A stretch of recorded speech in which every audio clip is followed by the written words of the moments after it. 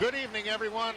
Randy Schiffman along with Charlie Washington tonight as we get set to bring you IPFW college basketball. The Mastodons hosting Ashland University. The Eagles ranked number 3 in the Division II poll. The Eagles were number 1 much of the season. We've got a huge crowd out here, biggest one of the season, and for good reason. Charlie, I think the fans are going to be treated to, obviously, one of the best teams in the country in Ashland.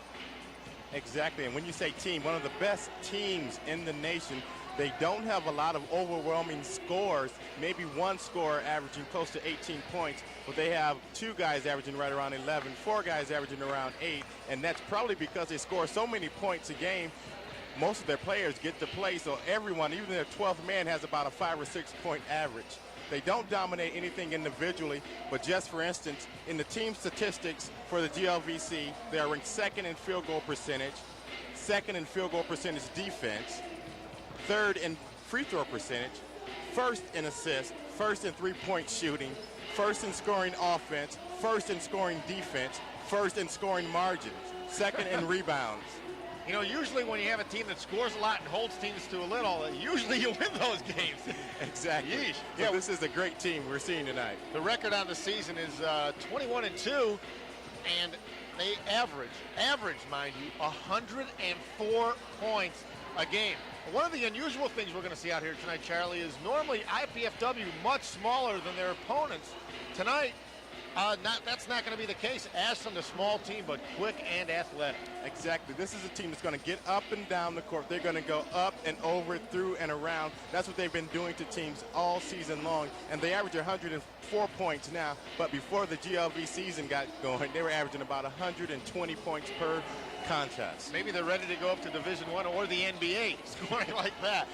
I know also John Felsky, talking to the assistant coach before the game of IPFW, and Andy Piazza, the head coach, they were saying that a very unusual defense for the Eagles, that when they full court press, they're going to have all their guys up and daring you to throw the long pass. Psychologically, what does that do to the team trying to inbounds the ball?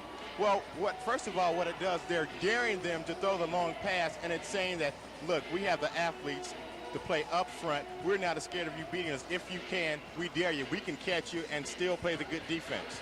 What do you expect the Dons to do to counteract the speed of Ashland? Because normally the Dons don't slow it up that much. Do you think they may change tactics? What I think the Dons have to do now, I don't think they can press this kind of a basketball team for 40 minutes. But what I think Coach Felsky and Piazza will do tonight, I think they will switch the defenses off and on, press, and try to catch these Ashland Eagles with a surprise element. You think it's going to be important for a lot of good post play tonight? Doug Reinke maybe scoring a little more than usual, because you can pretty much count on Sean Gibson for about 18. There's going to be up to guys like Reinke and Hanstrider to pick up the slack and make Ashland play some defense down low. Oh, exactly. This is a very intimidating Ashland basketball team. They have some jumping jacks down low, and what Doug Reinke and people like Pat Murphy, when he gets in the game, and John Hanstrider have to do is use their pump fakes effectively and try to get these guys in scoring trouble and go right at them. Do not be intimidated by these guys. Go right at them. We're talking about intimidators. Number 52, Todd Barnes. He's a 6'6", plays forward, plays center for the Eagles. And the coaches before the game were saying he is the most intimidating player in the GLVC, and he doesn't even start. And this is a league that has Elo Mutombo, who is pretty intimidating himself for Southern Indiana. Again, you're talking about the number 1 team in the nation for most of the season, and now they've dropped to number 3 with a couple of losses. And this is a very good basketball team, and the Mastodons cannot shy away. They have to come in here and play very well, which they have been doing as of late. So it should be a very good contest tonight. And also a big game for Ashland, because if the Eagles win, they'll be tied for first. And I don't think they're going to be looking past the Dons, because the Dons, of course, knocked off number 6 Bellarmine last week. We're about set to go down to the court and get the starting lineups from PA announcer Mark Banger. Good evening, ladies and gentlemen, and welcome to the IPFW Multipurpose Athletic Center and tonight's GLVC contest between the 3rd-ranked Ashland University Eagles and your IPFW Mastodons.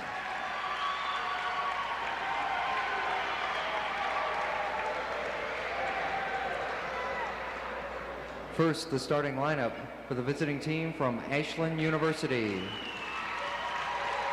They come in 11-2 in the GLVC, 21-2 overall. At one guard, a 5'8" junior from Cincinnati, Ohio, number 14, Ricardo Hill.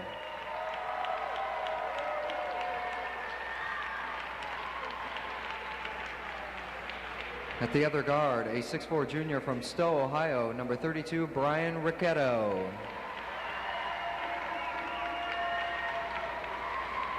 At the center position, a 6'6" senior from Cincinnati, Ohio, number 52, Todd Barnes. At one forward, a 6'5" sophomore from Cleveland, Ohio, number 22, Jeffrey Little. And at the other forward, a 6'5" senior from Arcanum, Ohio, number 42, Darren Gunkel. Ashland University is coached by Keith Dambrot. He is assisted by Barry Marquardt, Terry Wygand, and Jim Dimple. And now the starting lineup for your IPFW Mastodons. They come in at 5-8 in the GLVC, 13-10 overall. At one guard, a 5'10" freshman from Greenwood, Indiana, number 4, Jeff Smithy. At the other guard, a 5'11" senior from Bloomfield, Indiana, number 10, Mike Pittman.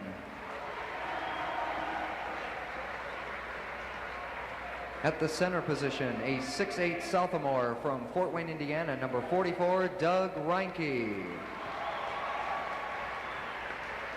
At one forward, a 6'1" junior from Detroit, Michigan, number 12, Clarence Rich. And at the other forward, a 6'7" sophomore from Lanesville, Indiana, number 41, Sean Gibson. IPFW is coached by Andy Piazza, and he is assisted by John Felsky. And now, before we honor the Stars and Stripes of America, may we take a brief moment of silence to offer up our prayers and thoughts to the troops, to our troops and the troops of the Allied forces serving in the Persian Gulf.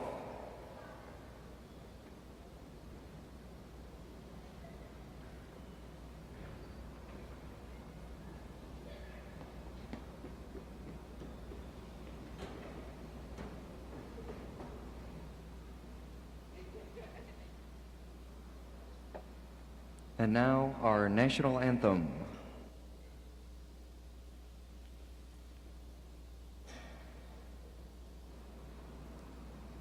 Please join Miss Kathy Dunmeyer in singing the national anthem.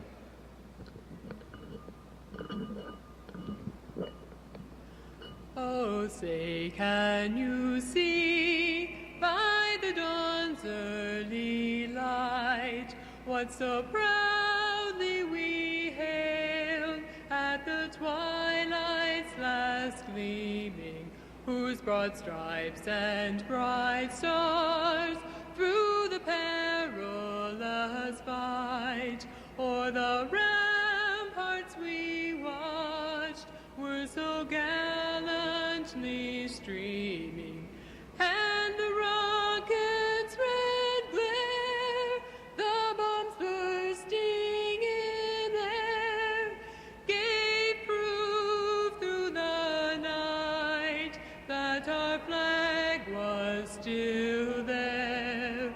Oh, say does that star-spangled banner yet wave o'er the land of the free and the home of the brave?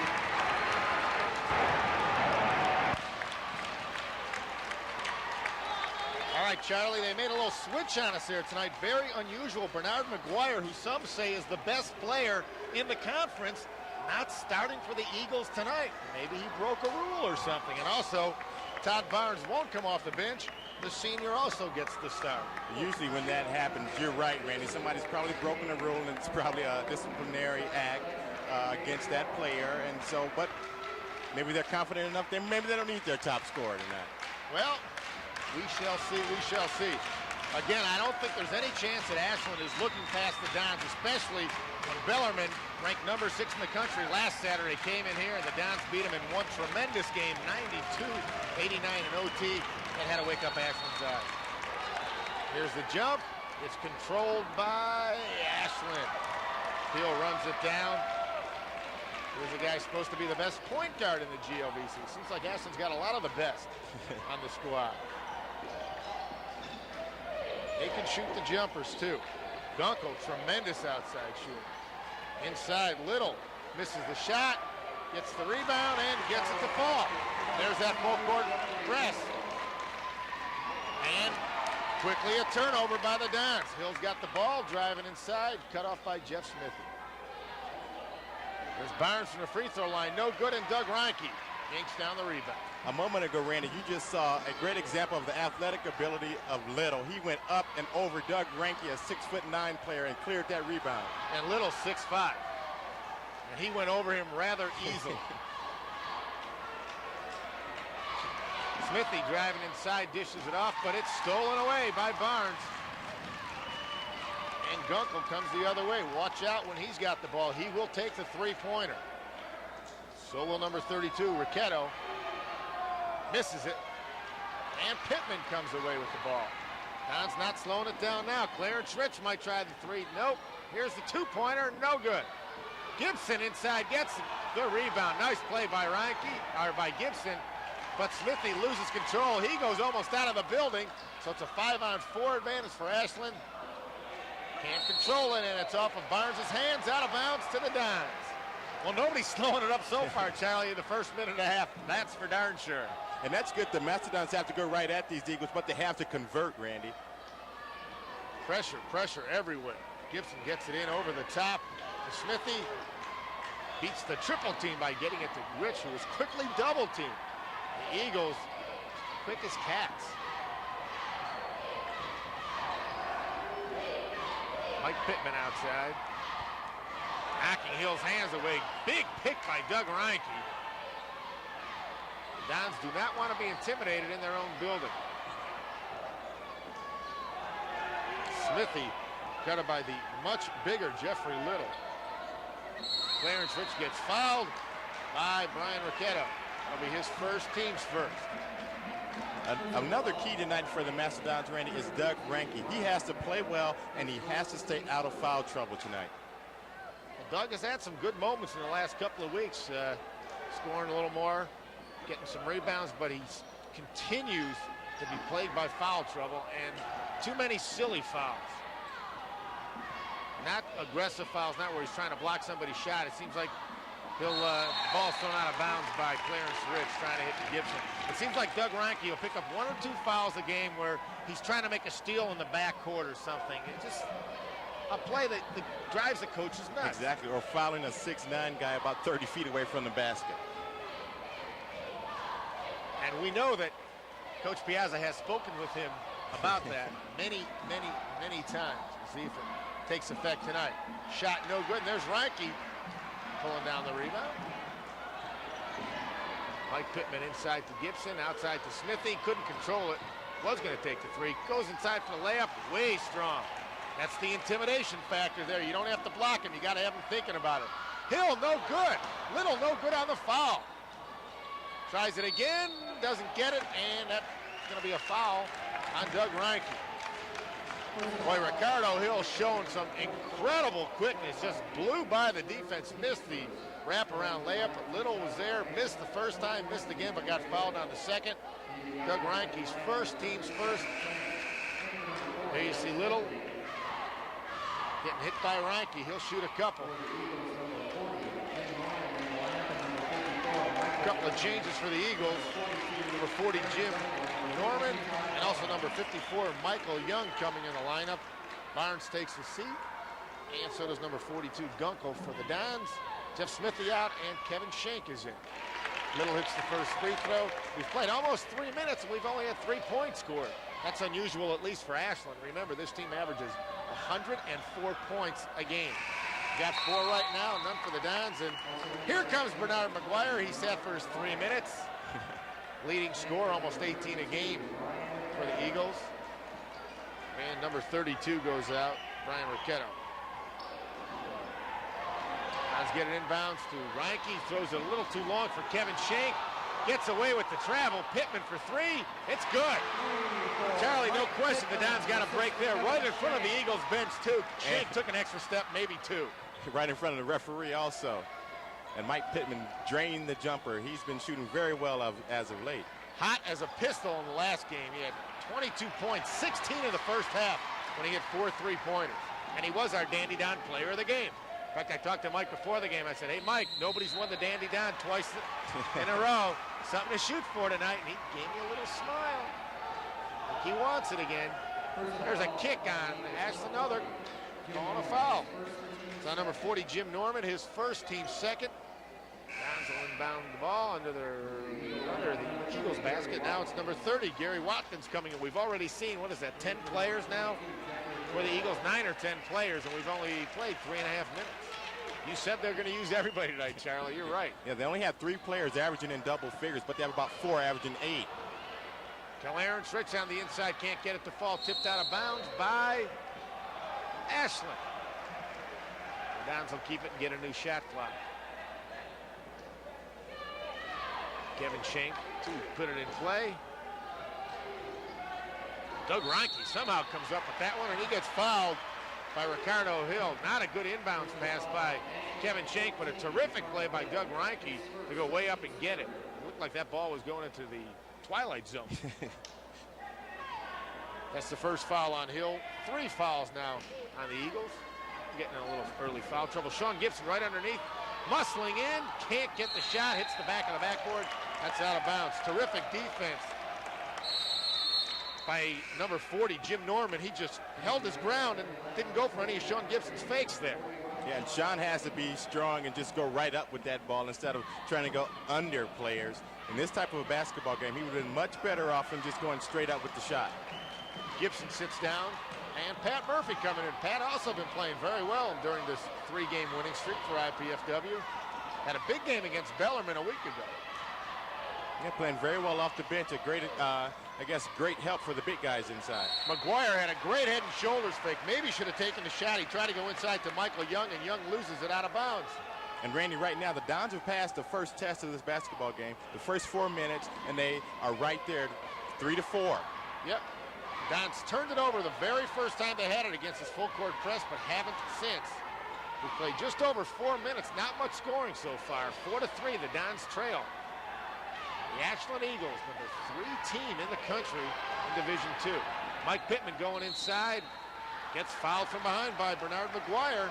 That's his first. 14 fouls already on Ashland. But it seems like, Charlie, whenever one team picks up a bunch early, the refs make up for it and get the other team in a little while. Yeah, well, they've got people looking at them, too. And at the end of the half, they want those fouls to be pretty even. So it probably will even out. Pittman nowhere to go. Gets it to Reinke. Doug over his head, goes out the top. Kevin Shank collides with Mike Pittman. Lucky there's no turnover there. Pittman directing the offense. They want the 5-second count, no call. Kevin Shank out to Murphy, 20 on the shot clock.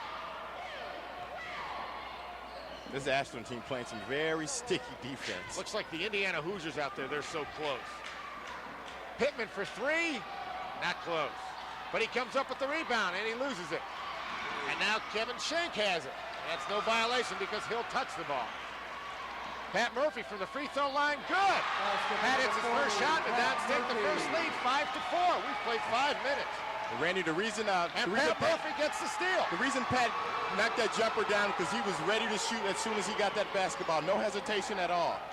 Reinke all alone on the inside, gets the dunk. And the Dons move out to a 7-4 lead. The crowd is going crazy. 3-point attempt is perfect by Jim Norman, and we're tied at 7. Murphy having a little trouble getting it in, finds Clarence Rich. Over to Mike Pittman, and Pittman will break the timeline. Now it's Kevin Shank driving inside, had Reinke, couldn't get him the ball, and he is stripped by Gary Watkins. All alone, it's Hill for 2. Kevin Shank had Doug Reinke wide open. Reinke was ready for his second dunk. Kevin just couldn't get him the ball. Eagles now lead it 9-7. Watch out from behind McGuire with the steal, but Reinke picks up the loose ball.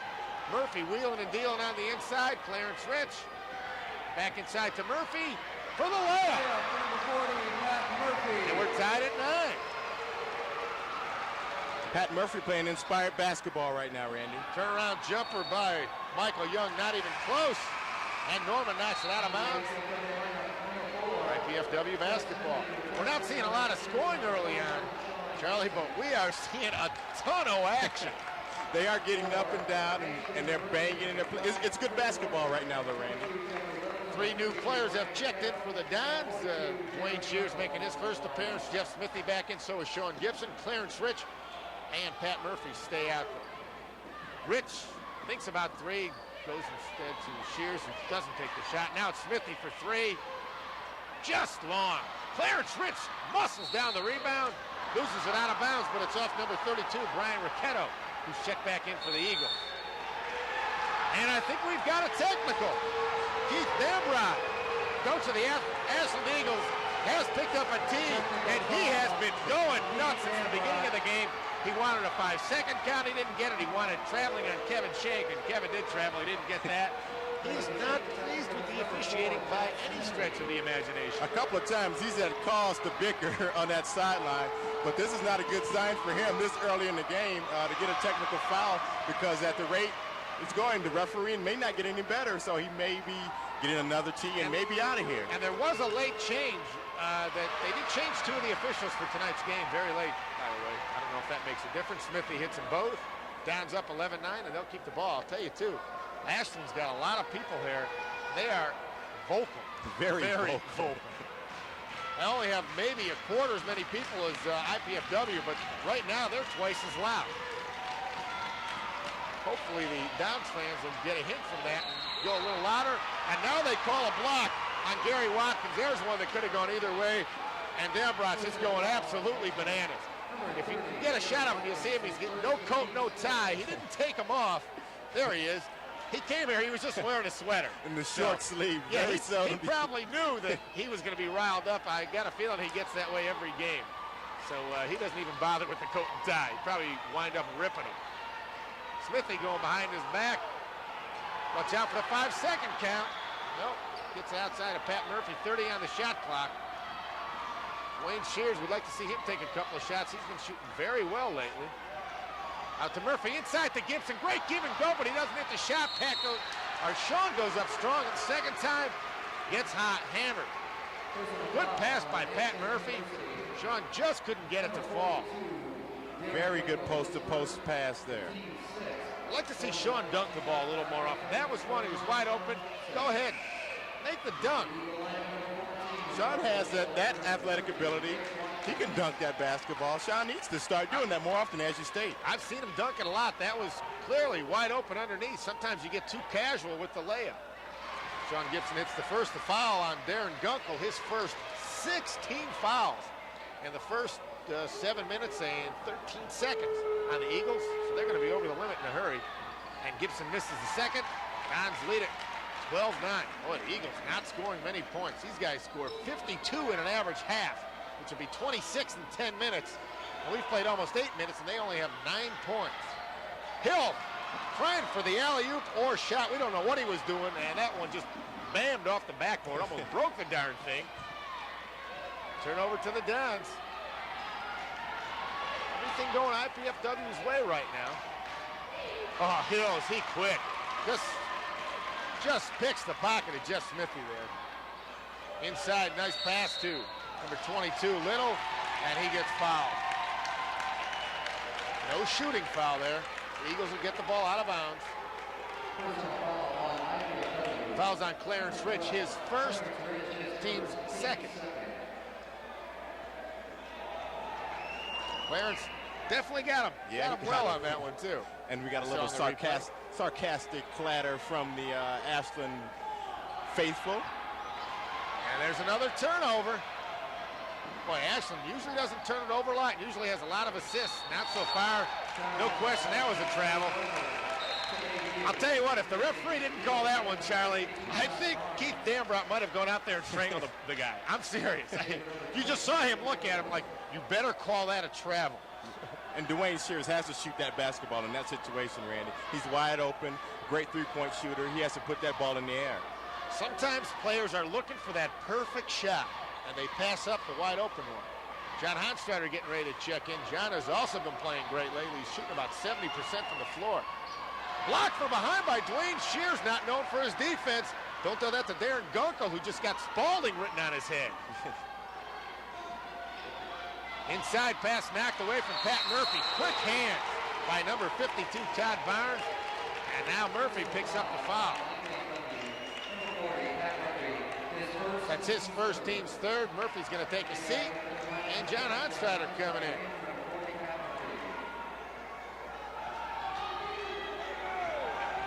Fouls, as we predicted, starting to even up a little now. 16 fouls on Ashland, 3 on the Dons. The Dons leading in the most important category, though, points. 12-9, we've got 11:15 to go in the first half. Randy Schiffman and Charlie Washington, very glad you're with us on College Cable Access Channel 6.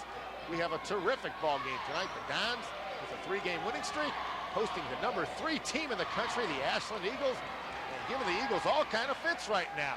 15 on the shot clock.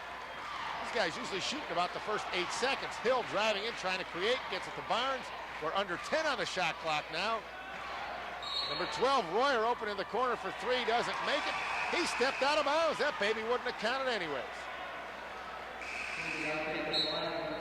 Chris Royer, 6 foot. They say he weighs 165 pounds. He's lucky if he weighs 145 pounds. He looks like he should be playing in high school. Well, he is only a freshman, so he was playing in high school last year. Dons break the press again. Shears, watch out from behind. Royer doesn't get the steal inside. Honstrader outside Shears for 3. Doesn't get any. Doesn't even get rim on that one. Barnes for the jumper. Boy, does he jump when he shoots that J. Another foul on the Ashland Eagles. Gunkel, they're over the limit. You know, when Barnes shoots that jumper, he sort of reminds me of Bob McAdoo. Remember how Bob McAdoo used to get way up in the air and shoot the ball from way over his head? And then another thing McAdoo did, he'd bring his legs up to make it look like he even jumped even higher. That man for about 3 or 4 years was the premier player in the NBA.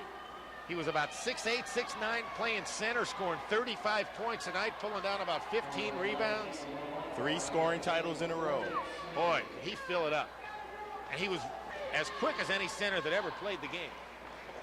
Jeff Smithy at the line was shooting 1-1. Way long on the first one. There's Barnes with the rebound. We don't want to confuse him with Marvin Bad News Barnes. He was bad news. Outside shot is good by Ricchetto. The lead is down to 1. And that's going to be a charge on Jeff Smithy. He just bowled over number 42, Darren Gunkel. Gunkel getting a break there because that could have been his third. First personal on Jeff Smithy. 14 fouls now on IPFW. Bernard McGuire checking back in the lineup for the Eagles. So is number 40, Jim Norman. Gunkel goes out with 2 fouls, and so does Royer. We also have number 32, Brian Ricchetto out there. Number 52 is Todd Barnes. And number 30 is Gary Watkins. For IPFW, it's Honstrader, Gibson. There's Barnes underneath, misses the dunk. Honstrader got a piece of it and threw him off, and there goes the trainer. Woo! Great hustle by John Honstrader. I hope he's okay down there. Man, did he take a hit. Water jug, everything went on that one.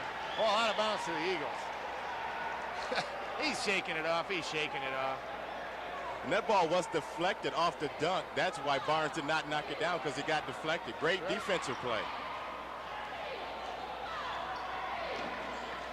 Dwyer gets Gibson to leave his feet. And they say Gibson fouled him. I thought they were going to say for a second that McGuire stepped out of bounds, but the foul's going to be on Sean. His first, team's 5th. His fouls are evening up. Tony Martin coming in for his first appearance tonight for IPFW. And Clarence Rich checks back in. Smithy and Shears out. So it's going to be Rich, Martin, Gibson, Honsteider, and Mike Pittman for IPFW. Randy, go ahead, Charlie. Just watching McGuire go to the hole that time, you can see the athletic ability that he has, the jumping ability, and the quickness that he possesses. John Felsky thinks he's the premier player in the conference. There's Barnes. Boy, does he get all over the glass. Can't control it, though. Here comes Tony Martin. Bad acting there by Gary Watkins. He's not going to draw a foul when nobody touches him. Sean Gibson outside. Dons lead it by a point, 12-11. And there's not a turnover. Martin comes up with it somehow and gets it over to Clarence Rich. 20 on the shot clock. Dons lead at 12-11. Just over 9 minutes to go. Pittman with the elbows high. He almost put McGuire in the chin. And Keith Dambrot wanted a foul on that too. Pittman drives inside. No shot. They're going to call foul way before the shot. McGuire on the foul. He picks up the foul. That's 18 fouls. Pittman will shoot the 1-on-1. Ricardo Hill coming back in for Ashland. And Brian Ricchetto going out. They miss Hill's quickness a lot when he is not in. Look at Pittman going inside. They called the foul way out before he made the contact with number 30, Gary Watkins. Pittman hits the first. Well, Ashland having all kind of trouble scoring again. They have 11 points in 11 minutes. These guys average 104 a game. That's about 2.5 points a minute they usually average. Pittman hit them both, and Sean Gibson comes up with the steal on the press. Gibson, nowhere to go, gets it out to Clarence Rich for three. Nothing. That's 2 air balls on the threes by the Dons tonight, and Gibson stepped out of bounds as he tried to save it. Clarence rushed that one, and he was way past the line when he shot it. Again, and also Dwayne Shears rushed a three-point shot too. So that, again, as you stated earlier, the second air ball that we've had off the three-point shot tonight. Intimidation, altered shots. When you're thinking about it, never going to make it. McGuire wheeling and dealing. He hasn't done much for 18-point-a-game scorer. As soon as you say that, he gets his first 2 of the evening. Dons lead is 1, 14-13. A little trouble with the press. Pittman triple team. They break it. Tony Martin, spin move inside, great move, Tony Martin for 2. Dons lead is 3, 16-13. Just over 8 minutes to go in the first half. Inside, wide open, Watkins underneath, tipped away by Gibson. Boy, Watkins and Barnes were both so wide open, no one knew who to grab it. No one knew who should grab the ball. Underneath, Honsteider muscles his way, but he walked. Magnus pivots for just a wee bit. Doug Reinke in, Honsteider goes out. For the Eagles, number 12, Chris Royer coming in, and number 22, Jeffrey Little, also in the ball game.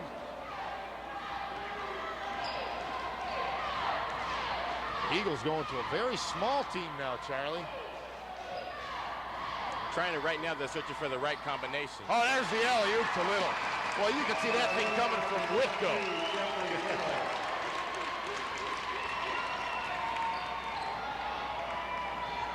16-15, Dons lead it by 1. Tony Martin trying for that same jump hook, and it works just as well the second time. Dons lead it by 3. 18-15, 3-pointer by Royer. And all of a sudden, the Eagles are heating up. We're tied. 18-18, 7:15 to go in the first half. Clarence Rich steps through the double team, gets it over to Mike Pittman. He fakes the 3. Inside Tony Martin.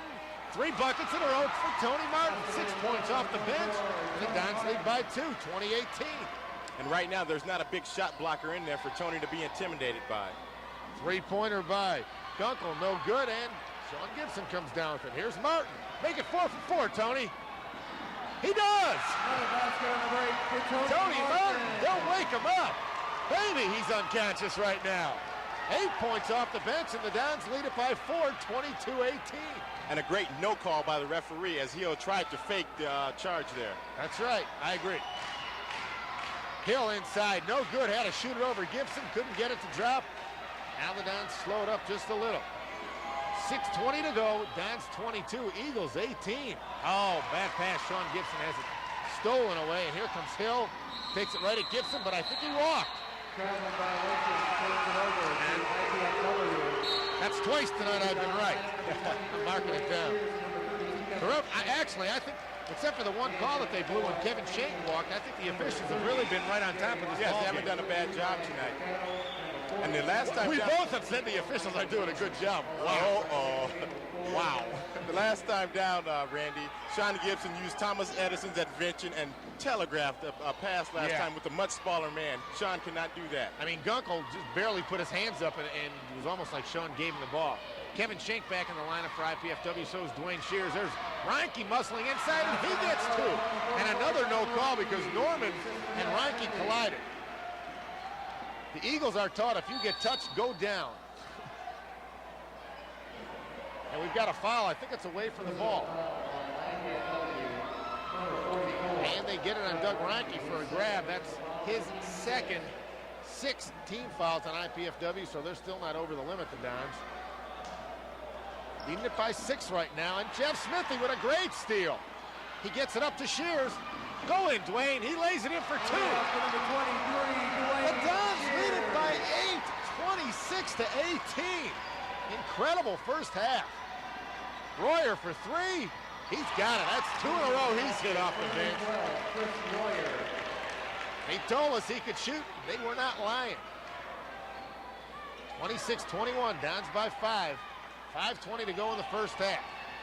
Shears has Reinke wide open underneath, and he gets fouled by Gary Watkins. Right now, Charlie, the Dons are doing the perfect thing against the press. They're getting 3 guys down court quickly. They're getting 3-on-1s, and they are taking it right to the hole. Make the basket or get the foul. And we talked about how Ashland brings so many men up in the front court of their press, and once the Dons are beating their press past the 10-second line, they're having an easy time, a 3-on-1 just about every time down the court. You saw Doug Reinke take that one strong. Dwayne Shears did it once. Tony Martin, 4 buckets off the bench in a hurry. I don't know why he's not in the ball game. Reinke hits his first free throw. That's a good sign. Martin might have gotten a little winded. He could have been signaling 8 points in about 2 minutes. Coach, take me out. I'm going to lead the league and lead the country in scoring per 40 minutes when they compute this. Reinke way short on the second. Still the Dons lead it by 6, 27-21. We're approaching 5 minutes to go in the first half. Glad you're with us on College Cable Access Channel 6. Randy Schiffman and Charlie Washington bringing you another great IPFW basketball game. Ricardo Hill can't make the jumper. John Honstrader sure can't pull down the rebound, and quickly, Don's getting it up court. Jeff Smithy thinking about the 3, thinks not. Inside, stolen away by Jim Norman. Great help on the defense, but Shears steals it right back from Hill. And now Shank takes it right in strong, and he gets the bucket. No question, the coaches told the players tonight, Charlie, take it to him, take it to him, take it to him. They're just being more aggressive than I have seen them all year. And they are following orders to the T and doing a great job. If IPFW can pull off the upset tonight, this would be the highest-ranked team the Dons would have ever beaten in their history. And Jeff Smithy pulls down the rebound on the Michael Young miss. By the way, Andy Piazza in the last week has become IPFW's all-time winningest coach of the men's team. Congratulations to Andy. Silly foul in the backcourt there by Dwayne Shears, because that's going to put IPFW over the limit. That's his first 17 fouls. So Ashland will have a 1-on-1 here. Gary Watkins will be shooting the 1-on-1. Number 42, Darren Gunkel, going back in the lineup. Jim Norman coming out. Gunkel's got a couple of fouls, so he's going to have to be careful out there. Doug Reinke, the only IPFW player with 2 right now. 4:11 to go in the first half.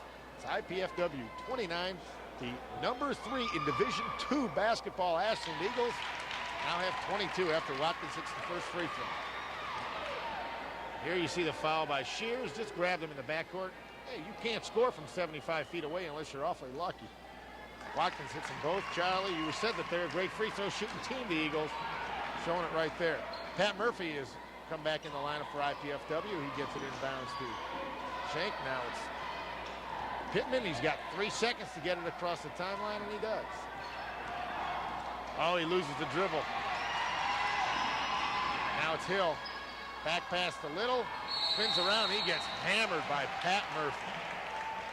So Little will go to the line. He'll shoot 2. Well, that's what Pat has to do. Make Little go to the line and earn it. You don't want a spectacular dunk to get this crowd back into the ball game. I don't know about that one there by Pat. Little was still about 6 or 8 feet away, and he was trying a 360 layup.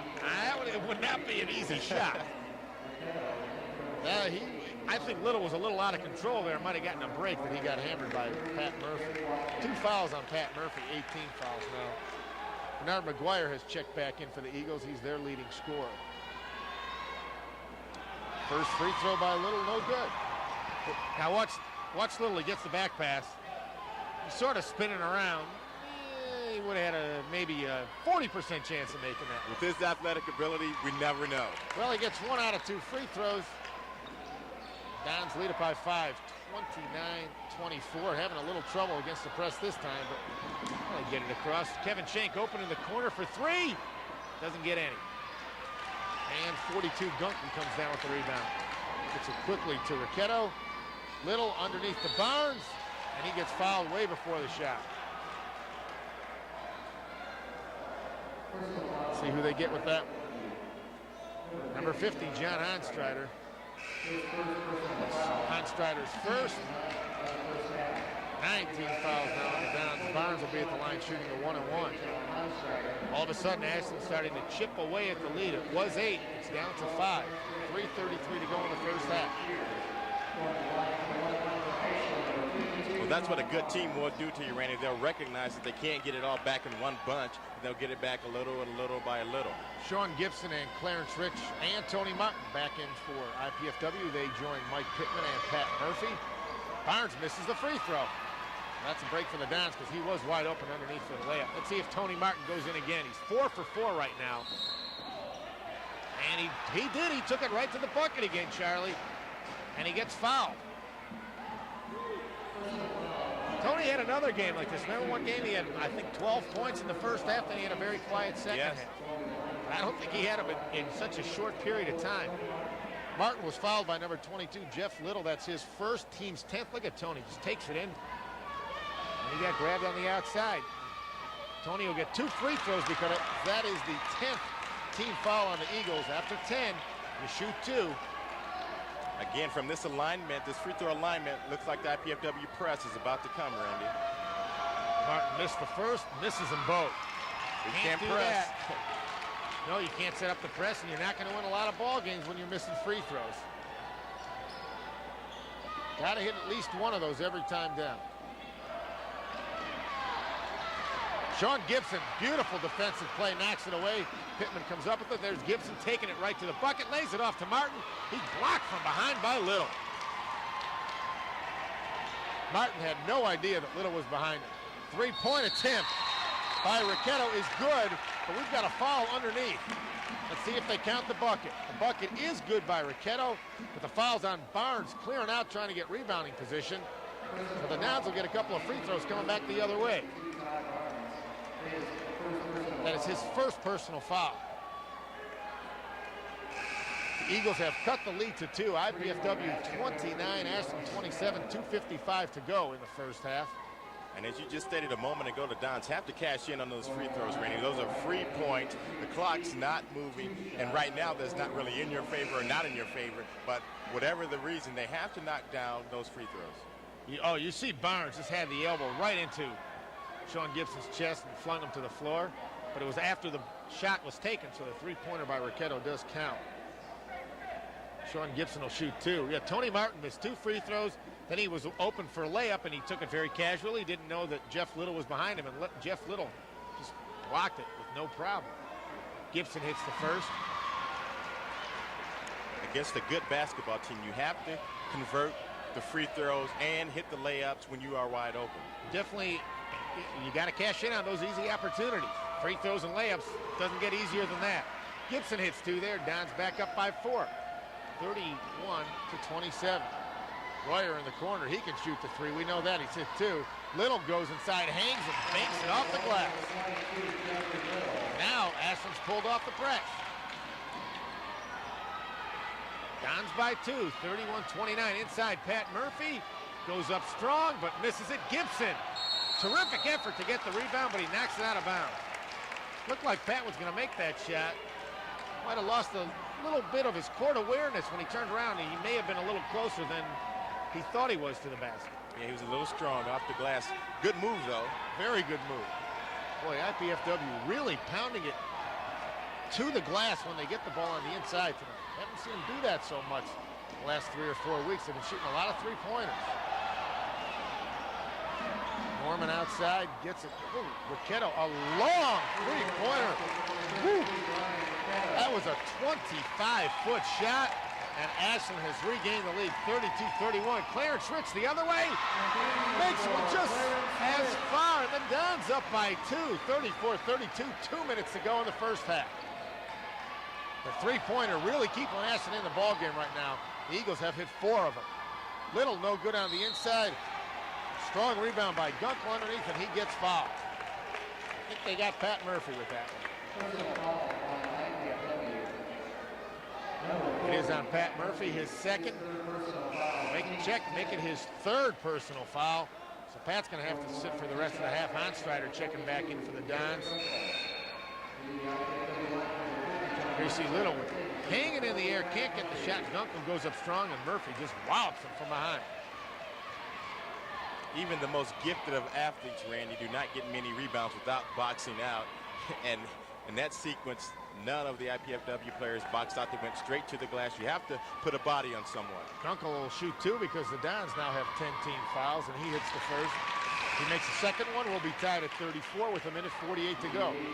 This game has been everything that it was built to be. Great game so far. Ricardo Hill, he hasn't played much in the first half.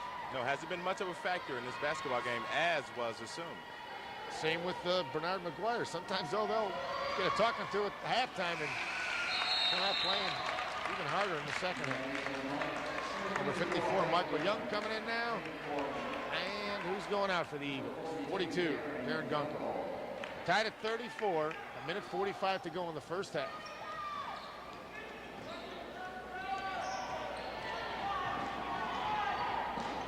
Mike Pittman wants to get it to inside. He can't do it, throws it away, and here comes Norman. And he is fouled from behind, and they're going to call that an intentional foul on Tony Martin.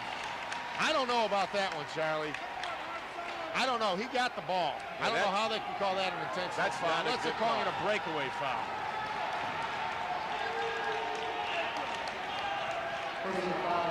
And you have to credit these Ashland fans, Coach Dimrot, with that call. They've been working the refs since the game started. There's the foul. He got the ball. That's what they called it.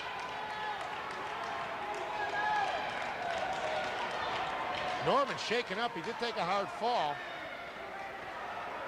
But Tony Martin, it wasn't like he ran from 80 feet away to catch the guy. Went in there. He got the ball. It was a hard foul. No question about it. But he didn't just grab him, he got the ball. This could put Ashland ahead.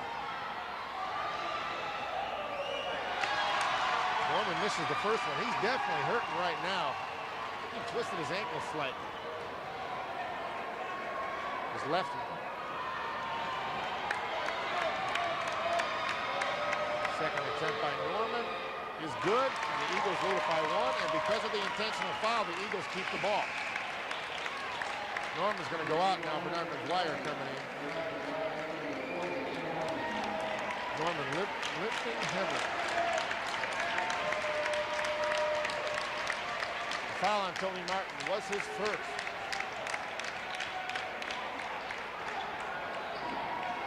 .130 to go in the first half. The Eagles have just regained the lead, 35-34.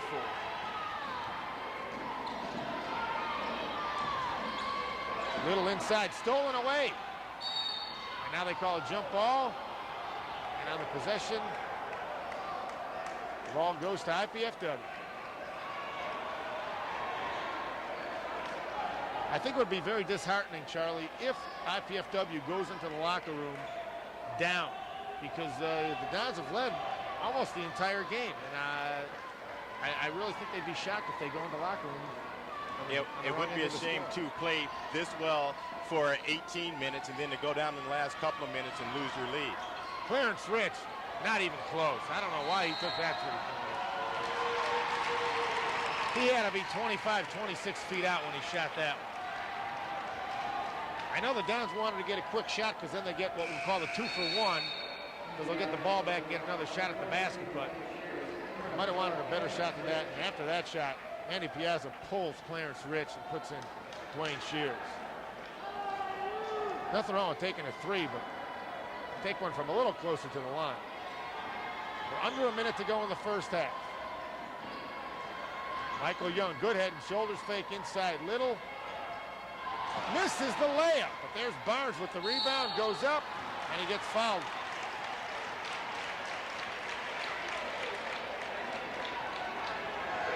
And they're going to call Dwayne Shears with the foul. His second. And that was Little who got fouled. Little will go to the line and shoot a pair. Ashland leads at 35-34, 42 seconds to go in the first half.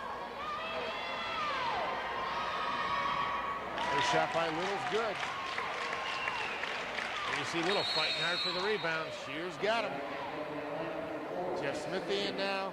Tony Martin goes out.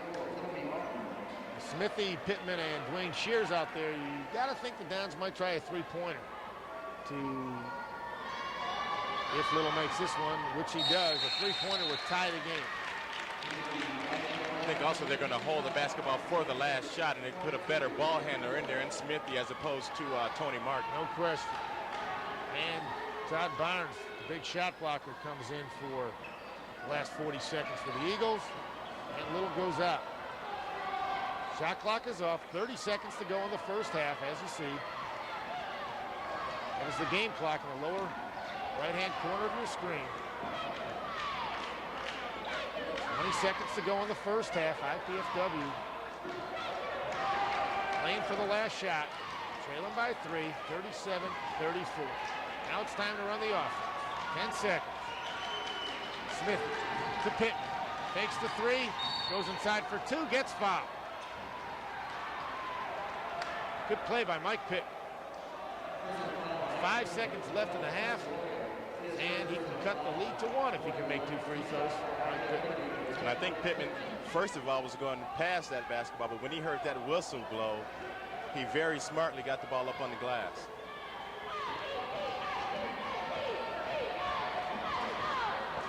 Perfect on the first. You see Pittman working hard. He got fouled. Try the old continuation there. They might not have counted that basket if it weren't. Second one by Pittman is good. Dons trail by a point, 37-36. 3, 2. Oh, no. They're going to call Jeff Smithy for bumping Ricardo Hill. 30 feet away from the basket with 1 second left in the half.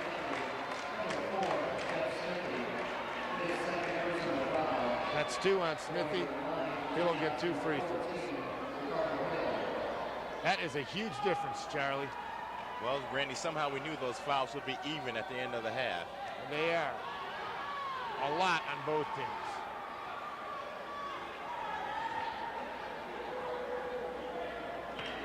Hill's first free throw.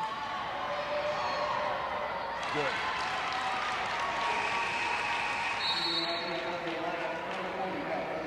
Pat Murphy in for John Honstrider. They probably want him to throw the ball length of the court. He did that the last ball game too. Off the inbounds. If Hill makes a free throw. Got a feeling number 52, Todd Barnes, will be in Murphy's face. Second one no good. And that's the end of the first half. And it's been a great first half. IPFW had the lead most of the way. Didn't score much the last 3 or 4 minutes. So as we hit the break, the Ashland Eagles lead it 38-36. But Charlie, IPFW's got to be pretty happy right now. You're playing the number 3 team in the country, a team that was number 1 most of the season, and you hold a team that averages 52 points a half to 38, you're doing something right. Again, it's a double-edged sword for the Mastodons. They should be very happy on one hand. They're only down 2 points, and they have held the leading scoring team in the GLVC to just 38 points and a half, but they were leading by 4 to 5 points throughout most of this first half, and right now they're down by 2 points. So in that sense, they cannot be that happy with their performance right now. And the guys who are supposed to do the damage for the Eagles, Ricardo Hill, Bernard McGuire, Todd Barnes, they have done very little, very, very little. So that bodes well for IPFW right now, unless they wake up at halftime. Yeah, the Dons overall have played pretty well. They did have a few faint moments closing out the first half there, but overall they did not play bad, and they should be fairly happy with their performance today. Okay, once again, we are at halftime here. IPFW trailing to Ashland 38-36. We'll be back in a few minutes to bring you the second half, but don't go away, because for halftime tonight, we've got the college update.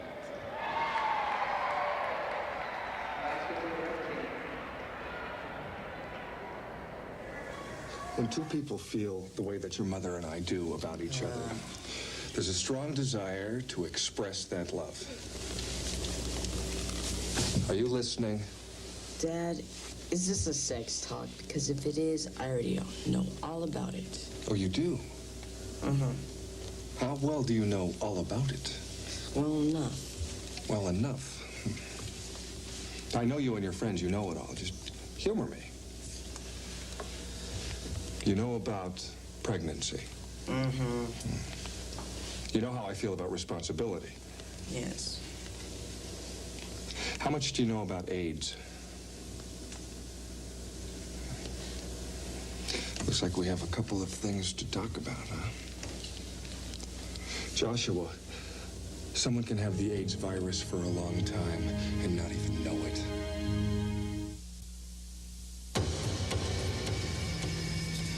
There are people out there who need help, but don't have anyone with the right skills and knowledge to turn to for help with their taxes. You or your organization can be there for someone who needs help. Volunteer your time, and the IRS will volunteer the training to help make someone's taxes less taxing. Some people think Social Security is just for retirement. But if a serious illness or injury puts you out of work, Social Security can pay disability. Even if you're years from retirement. And it would pay your family survivor's benefits if somehow your life gets cut short. So what benefits can you expect? Find out by calling 1-800-2345-SSA. For your own personal earnings and benefit estimate statement. Social Security, it's not just for retirement. It's for life.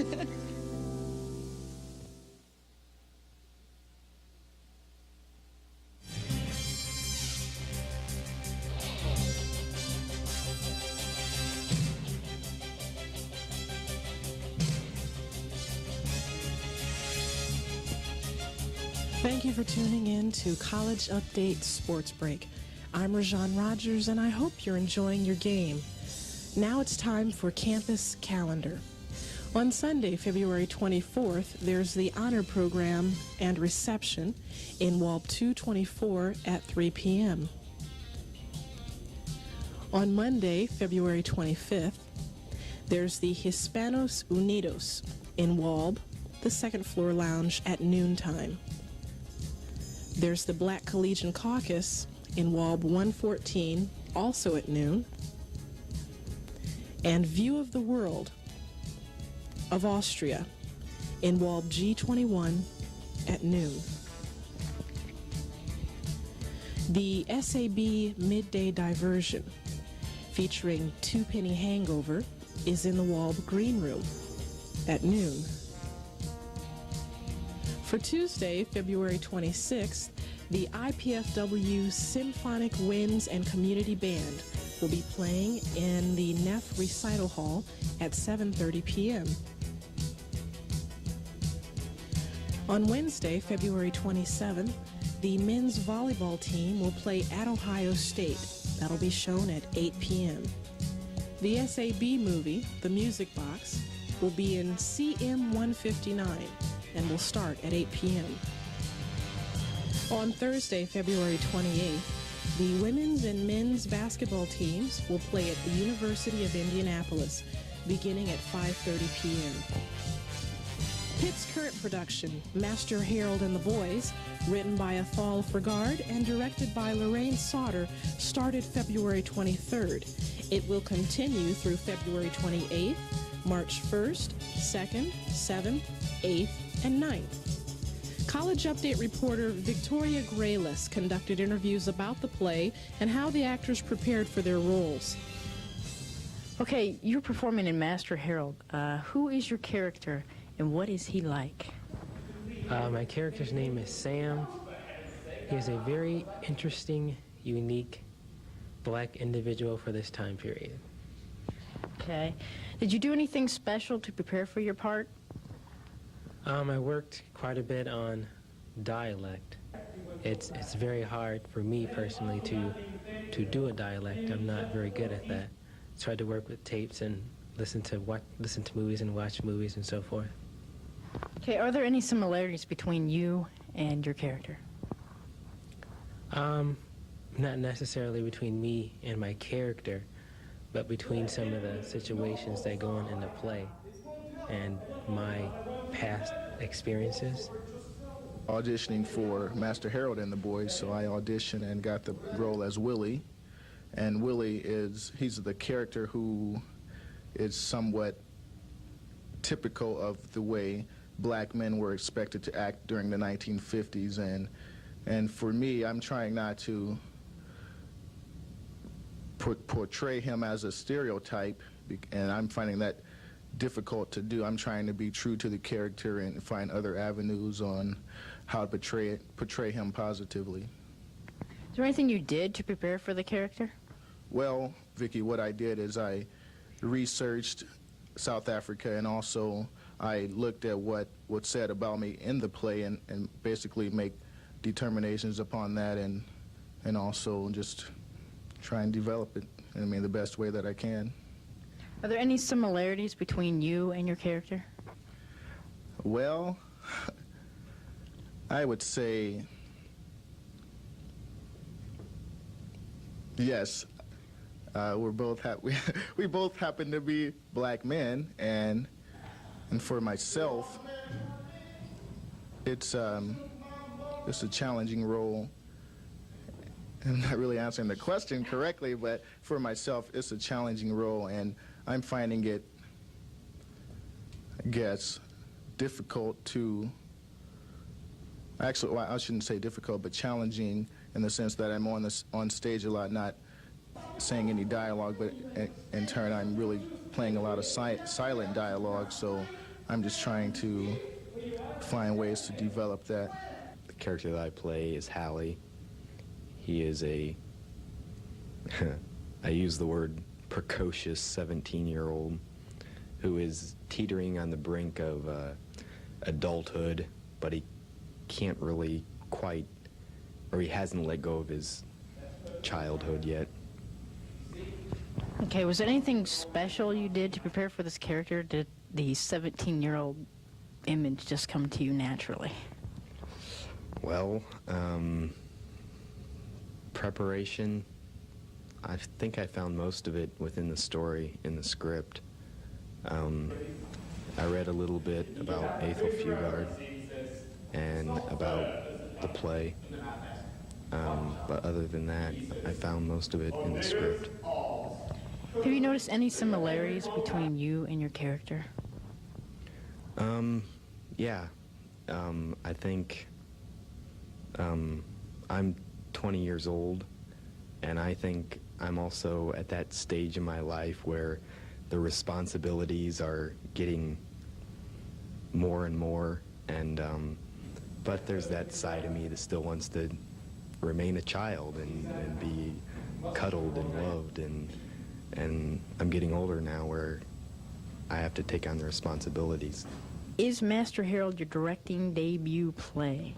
No, I've directed before. I graduated with a Master of Fine Arts last year from Illinois State University, and I have directed there as a graduate student.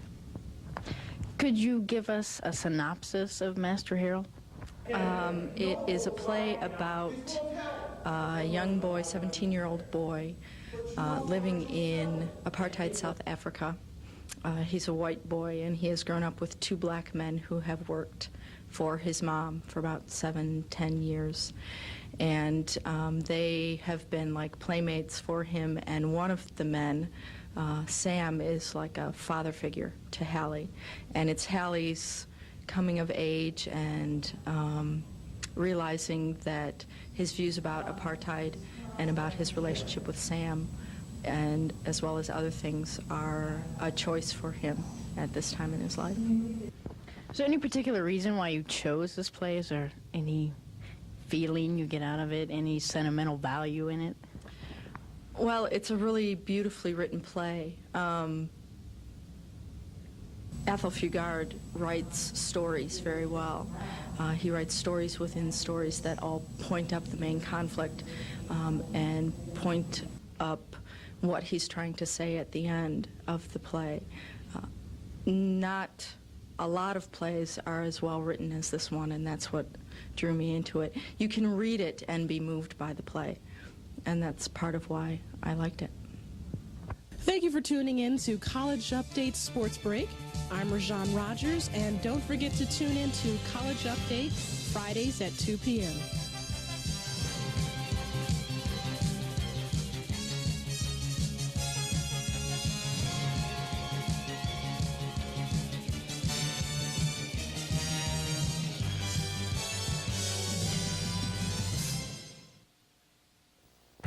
IPFW is continuing to grow. The site of the Engineering Technology Building will be turned over to the contractors on Tuesday, February 26th, so that construction can begin. The building will be located in front of Kettler Hall, which will eliminate 224 parking spaces, which includes 71 A parking spaces. To compensate for the lost parking, parking lot 8, which is also located in front of Kettler, will be converted to B parking. And with the opening of the parking garage on this same date, 751 parking spaces will be available.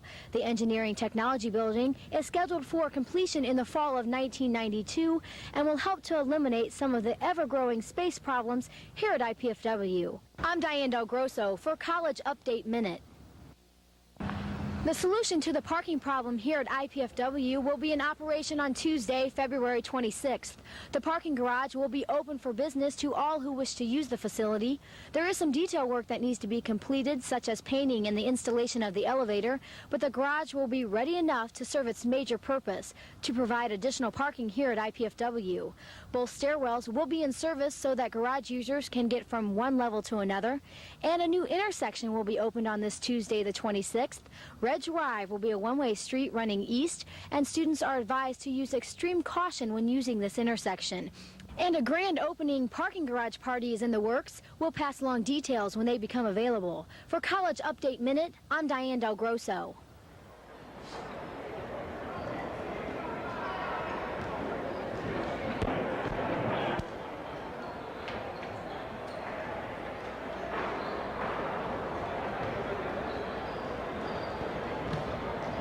We are back live at IPFW. The Dons hosting the number 3 ranked Ashland Eagles tonight. Randy Schiffman and Charlie Washington bringing you the action. And the Dons trailing right now at halftime 38-36. IPFW led it most of the first half, Charlie. What do the stats say? Well, surprisingly, Ashland, who usually shoots very well from the field, only shooting 37%, Randy, on 11 of 30 shooting, and IPFW shooting a very respectable 50%, 12 for 24. The three-point field goals right now, as we see the stats on the screen there, three-point field goals right now are keeping Ashland in this ball game and ahead by 2 right now. They're 5 of 8 for 63%, and then IPFW only 2 of 8 for 25%. So we have a matter of IPFW living and dying by that three-point shot, and right now they're not living so well by it. You know, one thing, IPFW, 16 turnovers. That's a ton. And only 13. Well, that's still a lot, too, for the Eagles. Yeah, surprisingly, the Eagles taking 6 more shots than IPFW in the first half. That makes a big difference. See the assist about the same. IPFW out-rebounding the Eagles, but again, turning the ball over a little more. Team fouls, a whole bunch on both teams. A whole bunch. And a technical on Ashland head coach Keith Dembra. And a very frantic pace for about 15 or 16 minutes, Randy. And then things slowed down for the last 3 or 4 minutes and started going Ashland's way, and they crept back into the ball game and actually went ahead by 2 points. Leading scorers right now for the Eagles, it's Jeff Little with 11 points, and also Brian Ricchetto has 8. Mike Pittman has 7 for the Dons. Tony Martin, the leading scorer, 8 points off the bench, and he scored all 8 in about a minute and a half. And then Tony could have really easily had 12. He missed 2 free throws, and then he missed a layup. Eagles get the ball to start the second half. Surprising thing, leading scorer for Ashland, Bernard McGuire. What did he have, 2 points in the first half? He's not even on the court as we start the second half. McGuire, almost 18 a game, very quiet tonight. 2 points from McGuire in the first half. Little inside, has it knocked away. Dons can't come up with the steal there. We'll set the lineups for you as we go for Ashland. You have number 14, Ricardo Hill, number 22, Jeffrey Little, 52 with the ball there, and the dunk is Todd Barnes. Number 42 is Darren Gunkel, and number 32 is Brian Ricchetto for the Dons. We've got the same 5 that started the game. Sean Gibson, it's Mike Pittman with the ball, who gets fouled by Jeff Little. Number 4 is Jeff Smithy, 12 Clarence Rich, and 44 Doug Reinke. That's the 3rd personal on Jeff Little, so he's getting a little foul trouble right now. First team foul on the Eagles this half. Eagles leading it 40-36. We have over 19 minutes to go. Second half just underway, about 40 seconds ago. Oh, Hill with the steal. Man, is he quick. The Eagles averaging 104 points a game, only had 38 in the first half. Some very good defense by IPFW. Dons are going to have to pick up the offense a little to get a win tonight. The defense is going to have to stay great the rest of the way. Eagles outside. Gunkel with the ball. A lot of good outside shooters on this team. Gunkel, one of them. Now he's open inside. Ricardo Hill with a tremendous assist. And all of a sudden, the Eagles lead it by 6. 42-36. And they scored 2 easy buckets, Randy. Yeah, Barnes on the dunk, and Gunkel on the back door. Nobody was guarding. Hill almost steals it again from Smithy. Now it's Pittman in the corner. Cross court to Clarence Rich. Seabiscuit with the 3. He hits it. That's a big bucket for the Dons. They had not scored for a long time. Now they trail by 3, 42-39. Doug Reinke with the block, but they're going to call him on the foul. Ricchetto taking it strong to the hole. That is a good foul on Doug Reinke. Exactly, and that is an aggressive. It wasn't much of a foul. I don't really think he got him with the body down low, but the referees could have very easily let that go. He got a heck of a lot of ball. That's for sure. You see Ricchetto, and he got him a little with the body, but he got the block cleanly. Ricchetto hits the first free throw. 18:20 to go in the second half. Ashland leads it by 4. Now by 5, 44-39. First 5 minutes of the second half, as we have told you before, maybe the most important part of the ball game. Eagles wanting to travel, and Jeff Smithy don't get it. This is when you can make or break it. You come out, you're cold, other team's hot, you can forget about it. You're playing catch-up the rest of the way. Clarence Rich, great wraparound pass to Doug Reinke.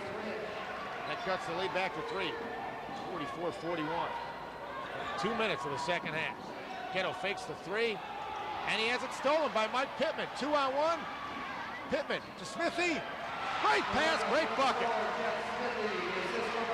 And now it's a 1-point ball game, 44-43. Don's hanging in the first 5 minutes, Charlie. That's a good sign. Great pass by Pittman. I thought he was going to go with the trailer on that going to Doug Reinke, but he opted to go to Smithy. Oh, Ricardo Hill, another outstanding pass to a cutting Darren Gunkel. Gunkel made a great backdoor cut. Hill saw it, hit him with the pass, and Smithy had a foul, and that's his 3rd. Tony Martin comes in for Smithy as the Dons go to a bigger lineup. Gunkel will be at the line shooting a couple. And now number 30, Gary Watkins, comes in. For number 22, Jeff Little, and number 12, Chris Royer, who can really stroke the 3. Hit 2 in the first half. He replaces number 32, Brian Ricchetto, who can also stroke the 3. Ricchetto, Gunkel, and Royer. I was watching them warm up. Boy, today. Look at this pass. That is just a great pass. And Smithy is just a little too small to be guarding Darren Gunkel, who's 6'5". Smithy, they listed 5'10". I think he's 5'8". Probably. So he's giving away at least 8 inches there. And about 80 pounds. Gunkel hits the first one. He misses the second one. That's a 2-point lead for the Eagles, 45-43. Clarence Rich driving inside, off the glass, in and out. Royer gets the board. Thought Seabiscuit had tied it up. Hill drives in, wild pass, but Barnes picks it up. Has it knocked away by Tony Martin. And they're tied up on the floor, and I think the Dons will get the ball on the possession rule. They do. We've seen great hustling defense the whole night by both teams, Charlie, and Tony Martin's gone down to the floor 2 or 3 times to come up with a loose ball. Overall, this has been a very well-played basketball game. And we even think the officials have done a pretty decent job. But don't let them know we said that. Tony Martin, take it in, Tony. Oh, that's goaltending, no question. Barnes just wanted to show him he can do that. I think that ball was going in, and I think Barnes knew it was going right in the middle, so he figured, what the heck, I'll knock it away. Just give him something to think about. But with the funny bounces of the rim these days, you can't go up and just take 2 points away from your basketball team by conversely giving the other team 2 points. We have a pretty good angle of that shot right here, and it looked like it was going pretty dead center, but as you say, you never know. But we've got a tie game. Tony Martin, 10 points off the bench, making his bid for the Dandy Down player of the game. Clarence Rich knocks it away from behind, but he knocked it out of bounds. Haven't called Clarence's name much on defense tonight, and that's unusual. Exactly. 45-45. The Dons hanging right in there with the number 3 team in the country. Dons going for their second big upset. That's a charge, no question. Number 42, Darren Gunkel, just lowered the shoulder and barreled into Sean Gibson. That's his third. The Eagles getting in some foul trouble. 2 team fouls now on the Eagles. Same with IPFW. We've played 3:20 of the second half, and we've got us a tie ball game. And now, I believe that's number 14, Ricardo Hill, picking up the foul, and Mike Pittman throws the ball on his stomach. And number 40, Jim Norman, steps in and says, hey, you want a piece of me, Pittman?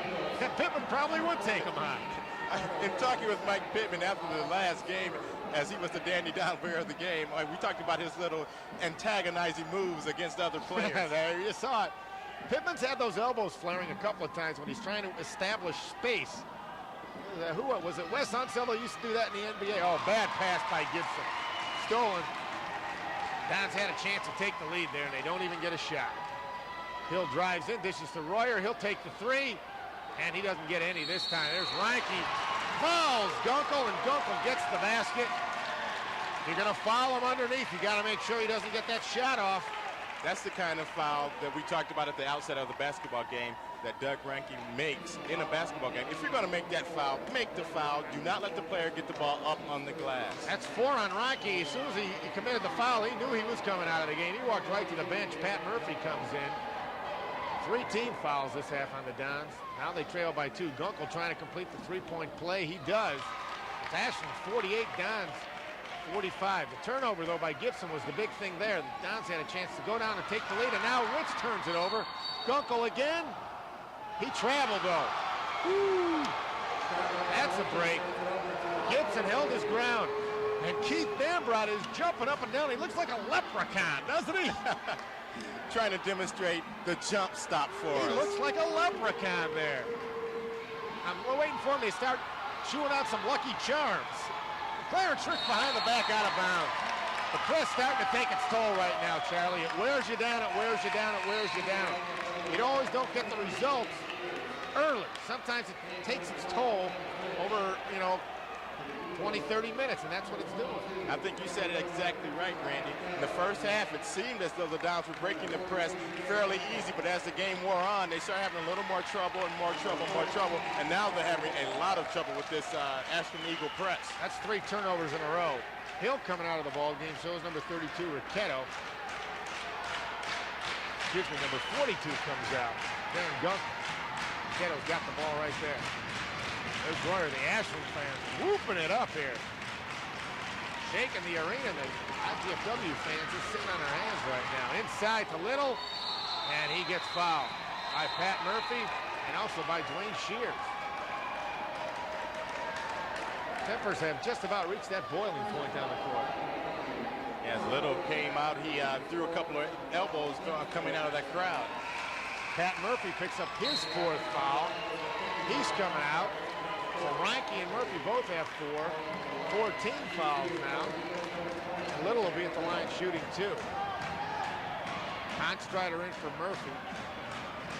For the Dons, you've got Gibson, Hanstrider, Tony Martin, Mike Pittman, Dwayne Shears. Little. A little long.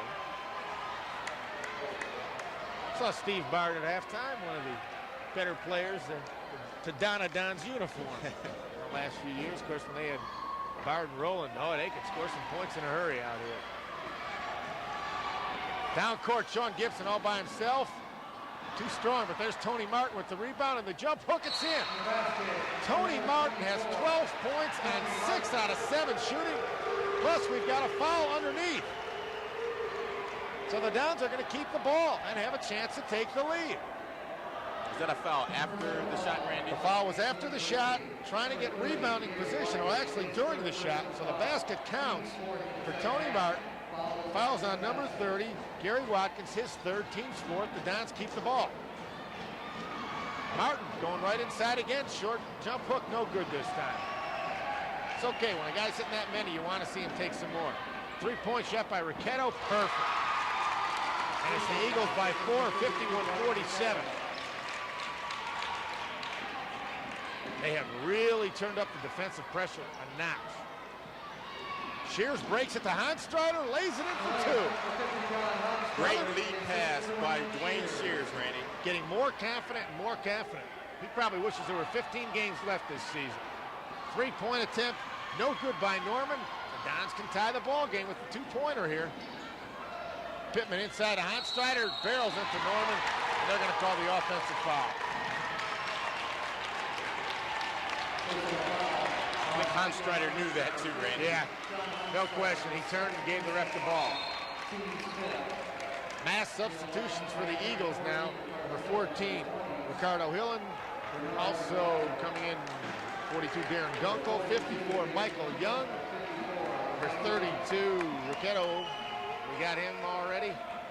Number 20, Bernard McGuire. Has not played much today. And who will probably be well below his close to 18-point average tonight. Yeah, leading scorer had only 2 in the first half. Didn't start the game. We think he might have broken a team rule or something. Ricchetto over to Hill. He'll try the 3. No good. Rebound, Hanstrider. Oh, big pick in the backcourt by Sean Gibson. Pittman over to Gibson. Gibson's been very quiet offensively tonight. Hanstrider jockeying for position inside. Shears nowhere to go. He got caught in the air. And the ball stolen, but they're going to call a foul on Mike Pittman.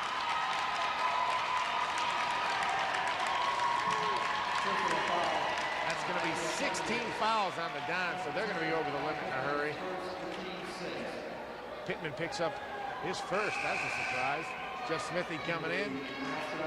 Pittman's going out. So we've got, and Kevin Shank is also coming in for Dwayne Shears. So you've got Smithy, Shank, Tony Martin, John Hanstrider, and Sean Gibson. For the Dons.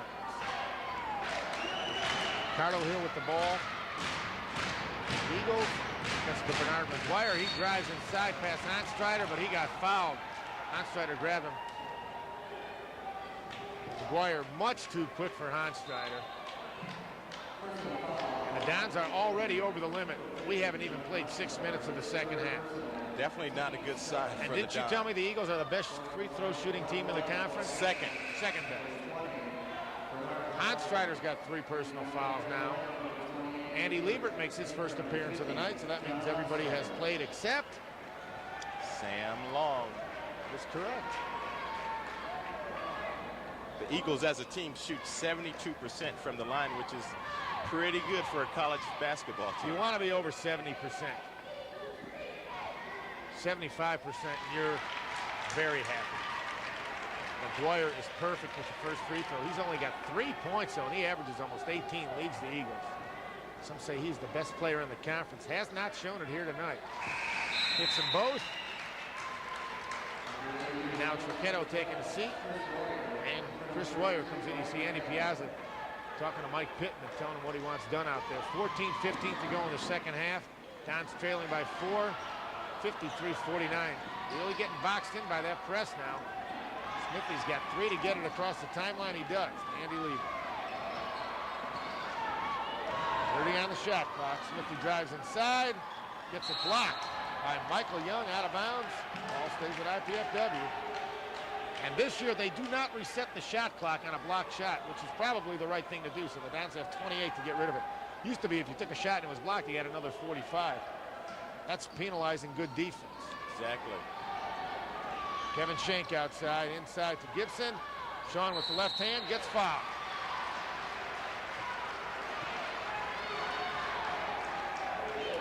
See who they get for this one. Number 54, Michael Young. His first 15 fouls now make it on the Eagles. Sean Gibson will be at the line shooting a pair.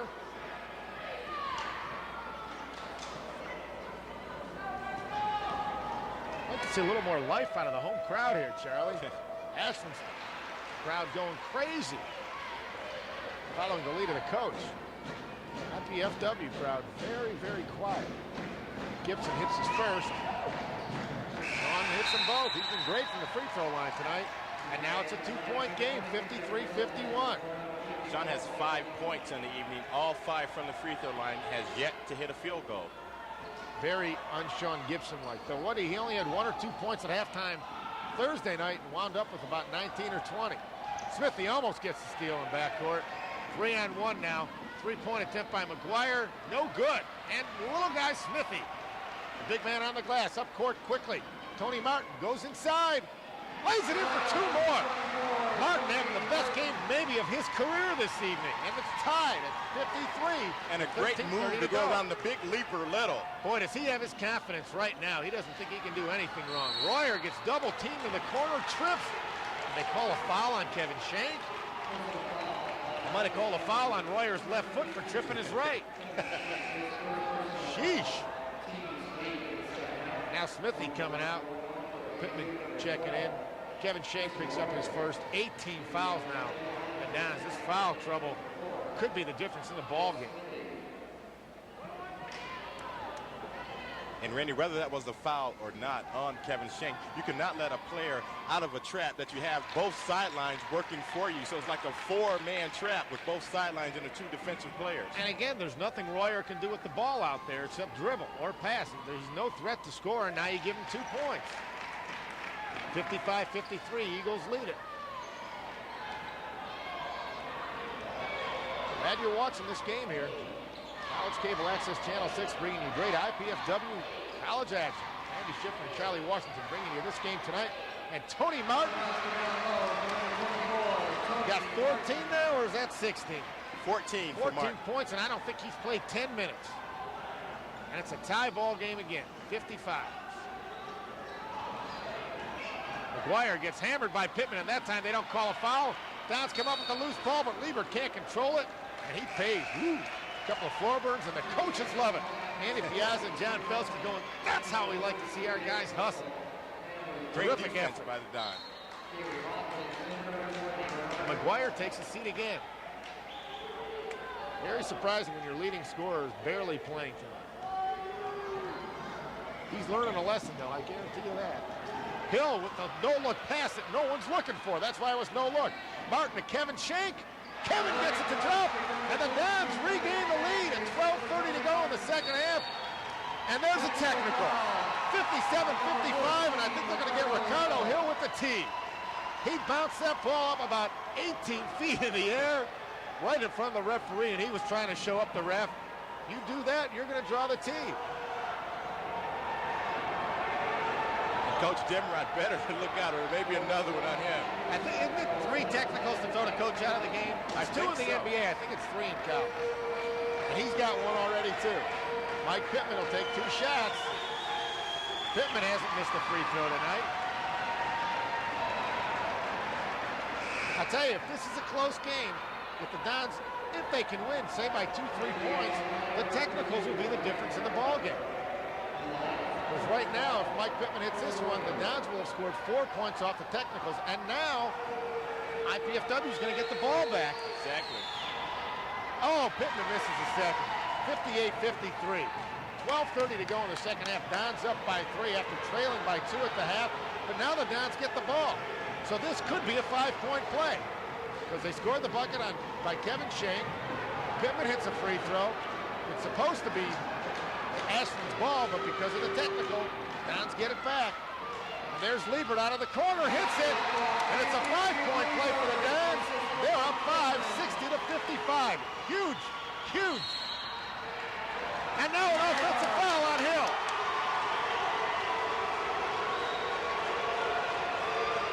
Mark it down. Mark it down. At 12:30 to go in the second half, Old Mo put on a Dons uniform. And Coach Dimrott is at half court. He's at half court right now, Randy. Yeah, he is out on the court. This basketball game. He wants to fight the official. He is absolutely livid. Look at the man. Right now, is that a bad example for your team, though? Or do they maybe know him well enough that they know he's a fiery guy? Because you could look over and say, man, my coach is totally out of control. That could be a way to try to pump these Ashland Eagles up, Randy. I'm not sure. I don't see his tactics every game, but it could be that factor. I have a feeling he is a demonstrative fellow. Whenever you come in the middle of February. There you see the charging foul on number 14, Ricardo Hill, his third. 16 fouls now, so the foul's evening up again. The Dons already over the limit, and Ashland will be soon. The Ashland cheerleaders trying to fire up the crowd. And now, finally, the IPFW fans starting to get into the ballgame role. Charlie, that's one thing we can be thankful. At least some of the fans are getting into it. Well, now they're dueling. Now the IPFW fans standing up and yelling back. That's the kind of spirit we want to see out here. Dons lead it by 5, 60-55, 12-16 to go in the second half. And the Dons have the ball, and the funny thing is about 27 seconds ago, the Dons were down by 2. Exactly. It's been a huge turn. As I was stating earlier, Coach Dimrock comes in with the short sleeve shirt on, unbuttoned. No tie, no coat. So you think he's in Florida. So you kind of expect him to come in here and try some tactics such as the one he just tried. Mike Pittman beats the double team. Tony Martin, nobody within 25 feet of him, but Kevin Shank could not spot him. That cost the Dons 2. Underneath, Martin open now. He's going to make it. He's on fire. I mean, they're short shots, but he's making them all. The only one he missed is when he had one block, and then he missed one short hook shot, too. We've got a foul, a reach-in foul there. Dons up by 7 now, 62-55. Tony Martin, 16 points, 8 out of 10 shooting. He gets Sean Gibson on the foul. His second. He's the only big guy not in foul trouble for the Dons. Reinke's got 4, Murphy's got 4, and Honstreiter's got 3. There you see, he was grabbing number 22, Jeff Little. Little, very good free throw shooter. With the 1-on-1, hits the first. Dons now have 9 team fouls, so here on out, no more 1-on-1 for Eagles. They'll be shooting 2 every time unless they get fouled on a 3-point attempt, and they get 3 free throws. New NCAA rules this year. Mike Pittman gets trapped in the corner and wisely takes the timeout. That's the senior experience right there. Charlie, that's a play we were just talking about that the Dons did not take advantage of when they committed a foul against Royer, but Pittman was trapped in the corner. He's got out of bounds on his right, out of bounds on his left, 2 guys in front of him. There's nowhere to go. You've got to call the time. Yeah, a great trap by the Ashland Eagles. Did not let Mike Pittman slip through that trap. And then a few moments ago, the IPFW players did let the Ashland player get through the trap. If you're tall, you can pass over it, but one thing that Mike Pittman is not is tall, or you can try stepping through it. Our remaining spring 1991 live sports telecast schedule on College Cable Access Channel 6 is as follows. Men's basketball is Thursday, March 7th, Lewis University at IPFW 8 o'clock, and Saturday, March 9th, St. Joseph's College against IPFW at 8 o'clock. And men's volleyball, we've got a lot of it. Saturday, March 2nd against Wisconsin-Milwaukee at IPFW at 7:30. Friday, the 22nd of March, the spring fling tournament. Ball State against Cal Santa Barbara at 6. And the Dons play San Diego State at 8. On Saturday, March 23rd, the consolation match of the spring flings at 6. The championship match at 8. On Saturday, April 13th, Ohio State against the Dons at 7:30. Setting the table for you here. The Dons have the ball and the lead. 62-57, 11:50 to go in the second half. The Ashland Eagles coming in ranked number 3 in the country. Tony Martin almost has it stolen. Now he gets it up court to Clarence Rich, who somehow gets it to Gibson. Back to Rich for 2.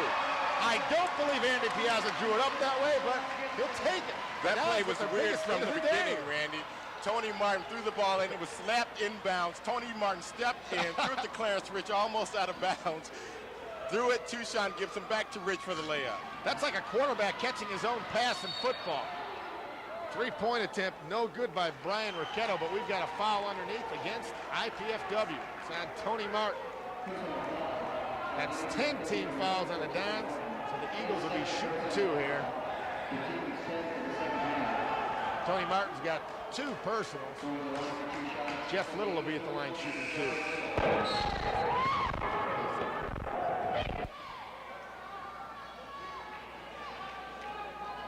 Dons lead it by 7, 64-57. Going for their second top 10 scalp last 7 days. Little hits the first free throw. Little, a 76% shooter, and he's shooting it well tonight. Now he'll try to convert the second. No, out of bounds. Knocked out of bounds by number 30, Gary Watkins. The ball goes to IPFW.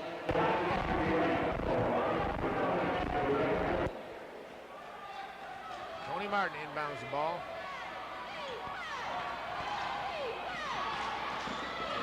To Dwayne Shears, back to Martin. Martin breaks the press by getting it to Pittman. 3-on-1 now. Shears had the 3, passes it up. Pittman won't, and he hits it. Can you believe it? 67-58, Dons by 9 with 11 minutes to go. Hill drives inside, can't get it to fall, and Gibson, the second leading rebounder in the conference, pulls it away. Here's Martin, he's got Clarence Rich. Now over to Dwayne Shears. Take your time, fellas. Pittman says, now I want the 3. Oh, no! That thing spun in and out twice. That would have been a 12-point lead. Now they're going to call Mike Pittman on the block. Brian Ricchetto will go with the line. Shoot 2. Pittman thought he drew the charge there. He may have a good point there. That's a very hard play for the referee to call, but I think Mike Pittman may have been there. But again, that's a very hard play. Pittman's got 2 personals now, and he's going to take a seat. And he's got Smithy coming in. Well, that shot just missed by Pittman, and it looked like he had nice position. They call him for the block. More often than not, they're going to call the block, not the charge. Ricchetto with the line shoots a pair. That one's good.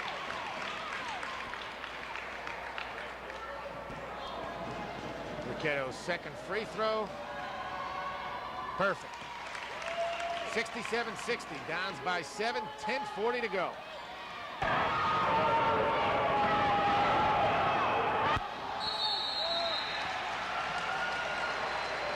Gibson got it underneath to Rich. Foul. And Dons will get a couple of free throws here. Chris Royer picks up his second. Sean Gibson will be at the line shooting 2.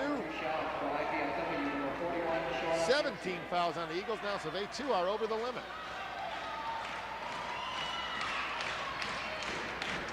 Gibson's been stroking the freebies all night. He doesn't get that one. Shouldn't have said it. I jinxed him, my fault. Gibson make the second one, give IPFW an 8-point lead. He does, 68-60, 10:35 to go. Number 30, Gary Watkins coming in now for number 32, Brian Ricchetto. Eagles not used to this, trailing by 8. 10:35 to go. Also, the Eagles 60 points in almost 30 minutes. They usually have 60 at the half. Nice game plan by the Dons tonight. Very nice game. There's Little. He's been most of the offense. Doesn't get that one. Sean Gibson, once again, Johnny on the spot gets the rebound. Dons might start thinking about using a little clock each time down. Now Tony Martin inside. He's got 18. Dons by 10, 70-60, and the Eagles call time. Tony Martin, 18 points. He is 9 out of 11 from the field.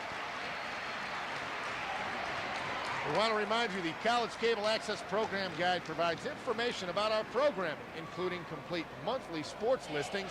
To receive your free Channel 6 program guide, send your name, address, and zip code to College Cable Access Center at IPFW, Fort Wayne, Indiana. The zip code is 46805-1499, or you may give us a call at 481-6582. You'll be glad you did.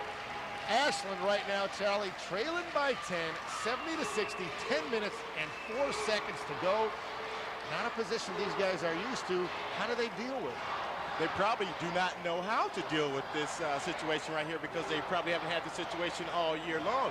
But what they have to do is keep this game going up and down, and try to get their athletic ability into this basketball game. And conversely, what the Dons have to do is start eating up some of that clock and continue to go at the press, though, and intelligently attack the press.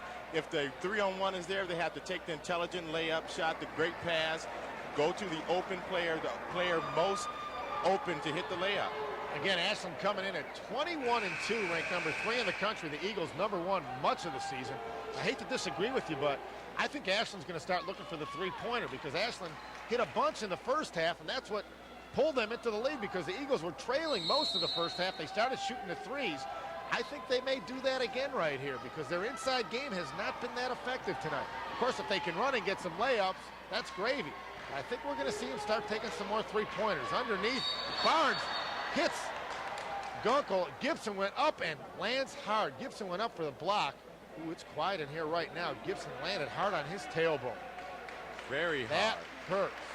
I hope we can get another look at that one. Shaw went up for the block. Gunkel pulled it back down. It wasn't a dirty play on either guy. Sean just glanced off his back. Actually, that may have helped break the fall a little.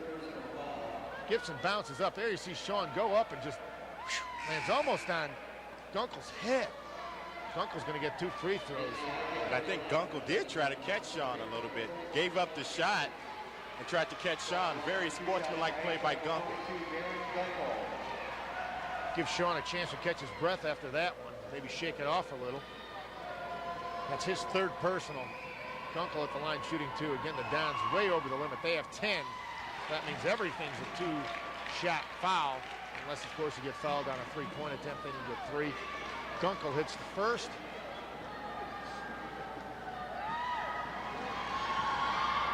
Second one good as well.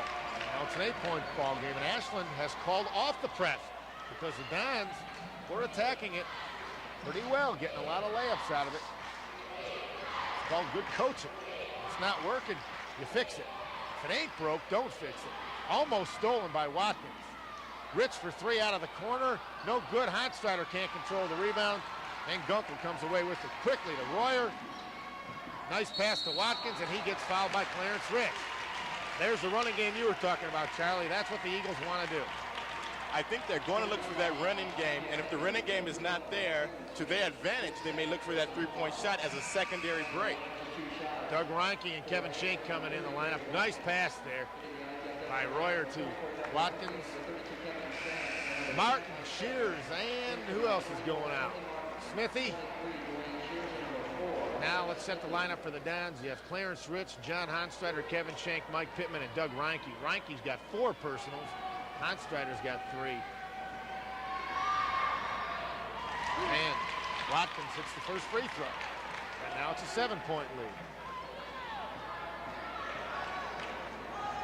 9:25 to go in the second half. Dons lead it by 6, 70-64. Ashland definitely keeping the press off now. Reinke outside. Throws it away. Watkins going to get the layup out of this.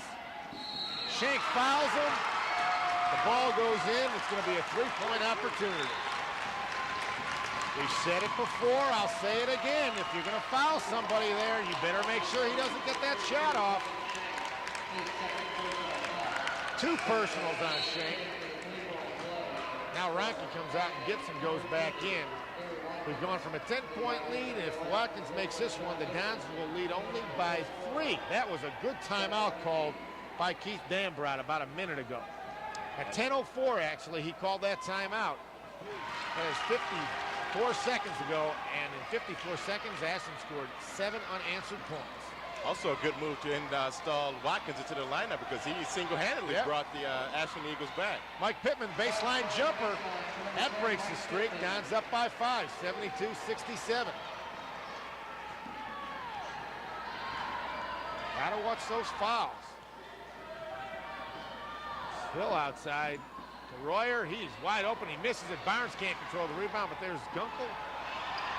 He doesn't get it to go. Gunkel's got it again. Knocked away by Shank, and they call a foul. Boy, for all the banging going on under there, they call it on a little slap. And I think Kevin had a lot of basketball on that one. He looked like he had all ball. And here comes Tony Martin back in. John Honstreider out here. We'll see it on the replay.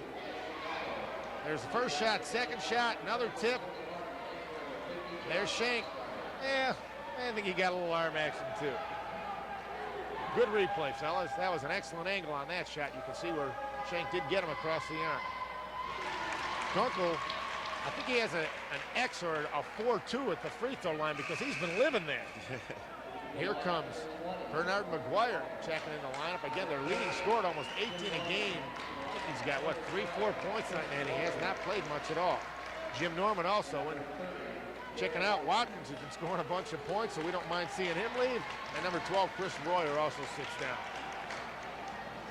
But when you get to this point in the basketball game, McGuire becomes a great luxury to be able to bring him in off the bench, to bring your best scorer off the bench at this stage in the basketball game. Gunkel hits them both, and it's a 3-point lead for IPFW with 8:30 to go, 72-69. They changed that last foul. Tony Martin glides in for another layup. Goaltending on Barnes, count the bucket. Martin's got 20. They changed that last foul. They said, no, not Kevin Shank. They called it on John Honstreider. That's bad news for IPFW. Honstreider's got 4 now. So does Pat Murphy. So does Doug Reinke. 3 of the big men, 1 foul away from being eliminated from the ball game. Downs by 5, 74-69. And another foul on the inside. They're going to get Tony Martin this time. Nope. They call the charge on Barnes. They were pointing at Martin, and Barnes was walking to the line. And now Tony Martin will get a chance to shoot free throws. It's the only place he hasn't done well tonight. Tony missed his first 2 in the first half. 18 fouls now on Ashland. First personal on Todd Barnes. There you see Barnes. Oh, that was a good call. Martin had position, and he misses the free throw. Big miss. Big miss. But Tony's done everything else beautifully tonight, so he can't get too upset with it. Hill outside. Over to McGuire. Inside to Barnes. Turnaround jumper. No good. Rebound. Gunkel again, and he gets fouled again. He has been absolutely killing IPFW, especially in the second half. He's a wide body and hard to keep off the boards, but you have to put a body on him. 6'5", 215. Fouls on Martin, his 3rd. Again, the Dons must have 15 fouls on the team this half. So Gunkel will be shooting 2. Pat Murphy comes in. He's got 4 fouls. Dons really getting in foul trouble, especially up front. 7:54 to go. And it's a 4-point lead. Gunkel must have a dozen free throws right now. Well, let's see how many. 74-70. IPFW as Charlie punches it up on the old computer screen. He's shooting for his 10th. But he's missed a couple. And he's made 10. Gunkel takes a seat. Watkins comes in. Brian Ricchetto has also checked in. They take the point guard, Ricardo Hill, out. 3-point lead, 74-71, 7:50 to go in the ball game, at least in regulation. Mike Pittman driving in, puts the shot off the glass, no good. Might have shot a little too quickly. And have to start thinking about using some clock. Norman gets away with a big-time NBA travel. Barnes to Ricchetto for 3 to tie. No good. Sean Gibson, great position on the rebound. As you have pointed out numerous times over the year, Charlie, you get rebounds by having position, not by jumping high, because most of them are taken under the rim. Now the Dons running some clock. 30 on the shot clock. Mike Pittman with the ball outside. Driving in. Gets it over to Pat Murphy. Back to Pittman. 15 on the shot clock. Pittman, bad pass, stolen away, but Shank gets it back. So actually that turns out well. They wasted about 40 seconds and now have a new shot clock. Clarence Rich for three, way short, way short. Boy, his shooting eye is out there tonight. I've never seen Clarence shoot this poorly in my life. Norman drives in. Shot at least two or three air balls from three-point land. Inside, strong move by McGuire. We don't want him to wake up now. Dons lead it by one, and Andy Piazza smartly takes a timeout. In the last 3 minutes and 40 seconds, the Dons have been outscored 13-4. I've seen that 10-point lead evaporate. It's a 1-point lead right now, 74-73. I want to remind you to tune into Channel 6 this Sunday evening at 7 o'clock to watch taped replays from February 14th women's and men's basketball games. That was Valentine's Day. You might have been out with your sweetheart. At 7 o'clock, the Lady Dons meet the Lady Norse of Kentucky State University. And at 9, it's the Norsemen of Kentucky State taking on IPFW's Mastodons in Great Lakes Valley Conference action. It's right here on Channel 6 this Sunday evening, beginning at 7 o'clock. I'll take you right through to 11 o'clock when you might want to flip over and watch the news on your favorite station. Tomorrow night, in case you missed it, on Valentine's Day. The Ashland crowd starting to wake up again. Ashland, I'd say, for what, maybe 150 people there, Charlie? Got a big crowd sitting right beneath our broadcast perch. And they came to cheer. Okay, we saw Keith Dambrot, the coach of Ashland, call a great timeout 3 minutes and 40 seconds ago. His team's played well since. What's Andy Piazza saying to his kids now that they've seen the lead slip away? Well, the Mastodons have to keep their composure, number one. That's the main thing right now. Keep your composure and run your offense. Don't get into a hurry or don't try to lull this Ashland team to sleep. Just take your time and keep your composure. And all of a sudden, the press is back. There's the double team on Dwayne Shears. Steps right through it and gets to Shank. Over to Smithy. 2-on-1 to Sean Gibson. Open underneath. He's fouled. That's what we call a good foul underneath, because Gibson did not get that ball near the basket. Fouls on Gary Watkins. His fourth, 9 on the team. Sean Gibson at the line shooting a couple. Both teams will be shooting at least 2 free throws from now on. There you see Gibson. Good foul there by Watkins. Gibson misses the first. Got to hit them free throws down the stretch.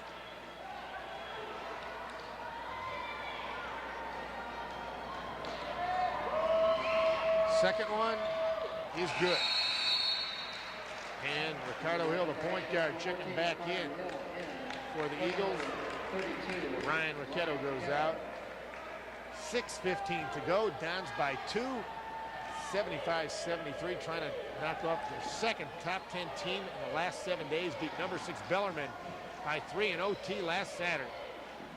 Turnaround jumper is good by Jim Norman, and we're tied at 75 with 6 minutes to go.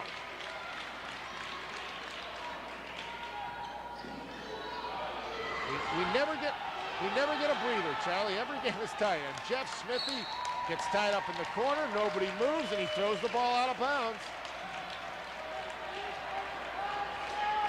John Honstrader going back in the lineup for IPFW. Tony Martin coming out. Mike Pittman also back in. Kevin Shank goes out.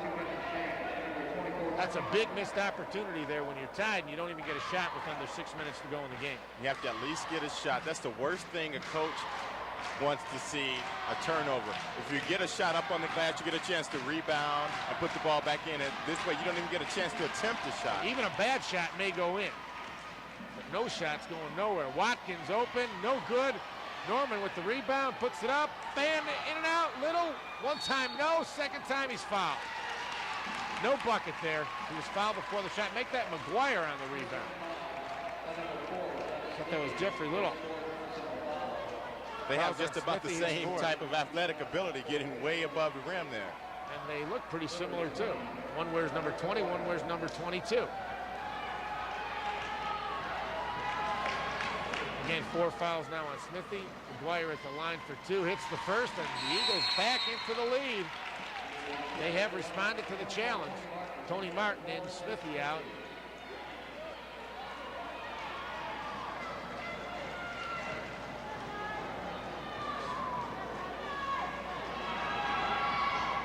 McGuire misses the second. Boy, the Eagles have not missed many. Dons could reclaim the lead with a bucket. Leading by 1, 76-75. Almost stolen. And they call an intentional foul on Mike Pittman. That hurts. Because now Ricardo Hill's going to get 2 free throws, and the Eagles will keep the ball. That's the second intentional foul on the Dons this game.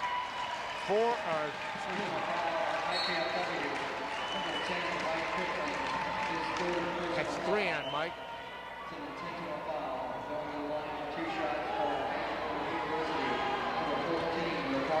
Hill at the line for 2. First one's good.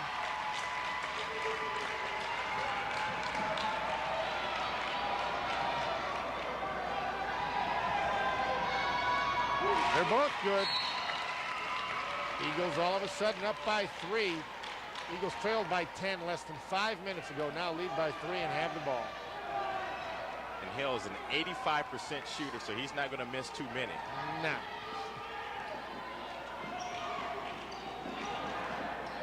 Inside Norman. Inside to Gunkel. He drives in. No shot, no foul. And Gibson picks up the ball. 5 minutes to go. Hans trail it by 3. Tony Martin in the corner underneath the Hanstrider. Puts it up. It's blocked by Norman. Woo! Pittman inside a Hanstrider. This one's not blocked. It's in. Now you got to do it. You can't worry about getting it blocked. It's a 1-point game, 78-77 with 4:30 to go. Eagles lead the Dons. Great ball game. Glad you're with us tonight on College Cable Access. Channel 6 offensive foul. Tony Martin draws it on Gary Watkins, and see you later, Gary. Your night is done. That's number 5.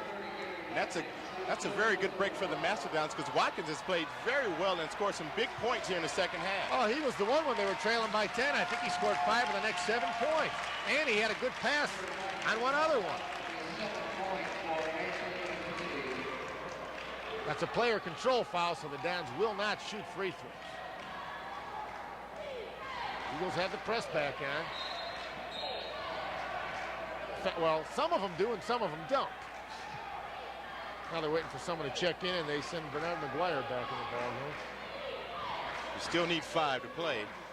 IPFW playing with a 1-guard offense right now, basically. Mike Pittman, Dwayne Shears, more of a wing player, not really a guard. You got Tony Martin and Sean Gibson and John Hanstrider, definitely not guards. Pittman for the J, no good. Not a great shot, but Tony Martin scrambling for the rebound. Great hustle. Martin with the short jumper. He's got 22 points, and the Dons are up by 1 with 4 minutes to go.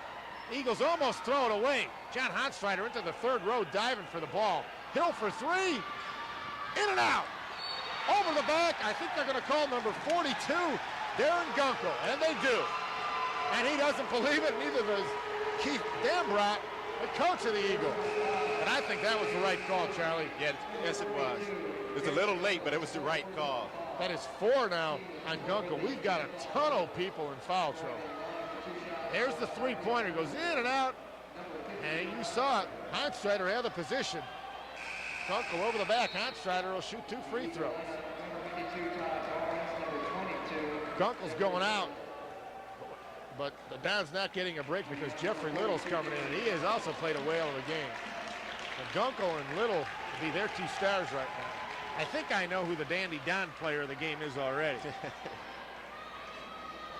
I don't think we're going to have to go to producer Greg Schmitz to decide this one, Charlie. Not tonight. Hanstrider hits the first, and the Dons up by 2. 3:56 to go. You smell that? That could be an upset in the air. That could be upset we're smelling out here again. Again. Big John hits them both. Tony Martin with a stellar game. 81-78. Dons lead it by 3.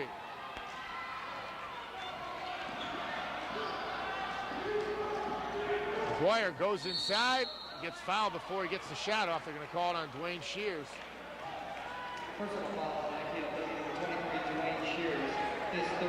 That's 3 on Dwayne.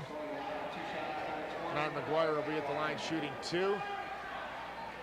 Do not want to send the Eagles to the line because they are cashing in on virtually every opportunity from the charity strike. And it has been that tonight. I did it, I jinxed him. Say it again. Well, McGuire was 1 out of 2 the last time he was there.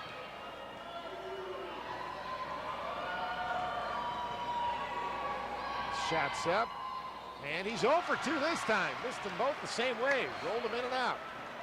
Honstrader got the rebound. Dons have the ball and a 3-point lead. Gibson inside to Honstrader, wide open, block by Todd Barnes, but he fouled it. Not Honstrader playing aggressively. I think Tony Martin rubbed off on everybody tonight. When he got out there and started taking the ball right to the glass, everybody started doing that for the Dons. Exactly. And it has worked well tonight. And lately, Randy, it's been a different player each night for this Mastodon basketball team that steps forward in terms of the stellar performance. But win or lose tonight, you got to credit the Dons defense, because right now with 3:31 to go, Ashland has only scored 78 points. And you think, well, only 78's a pretty lot.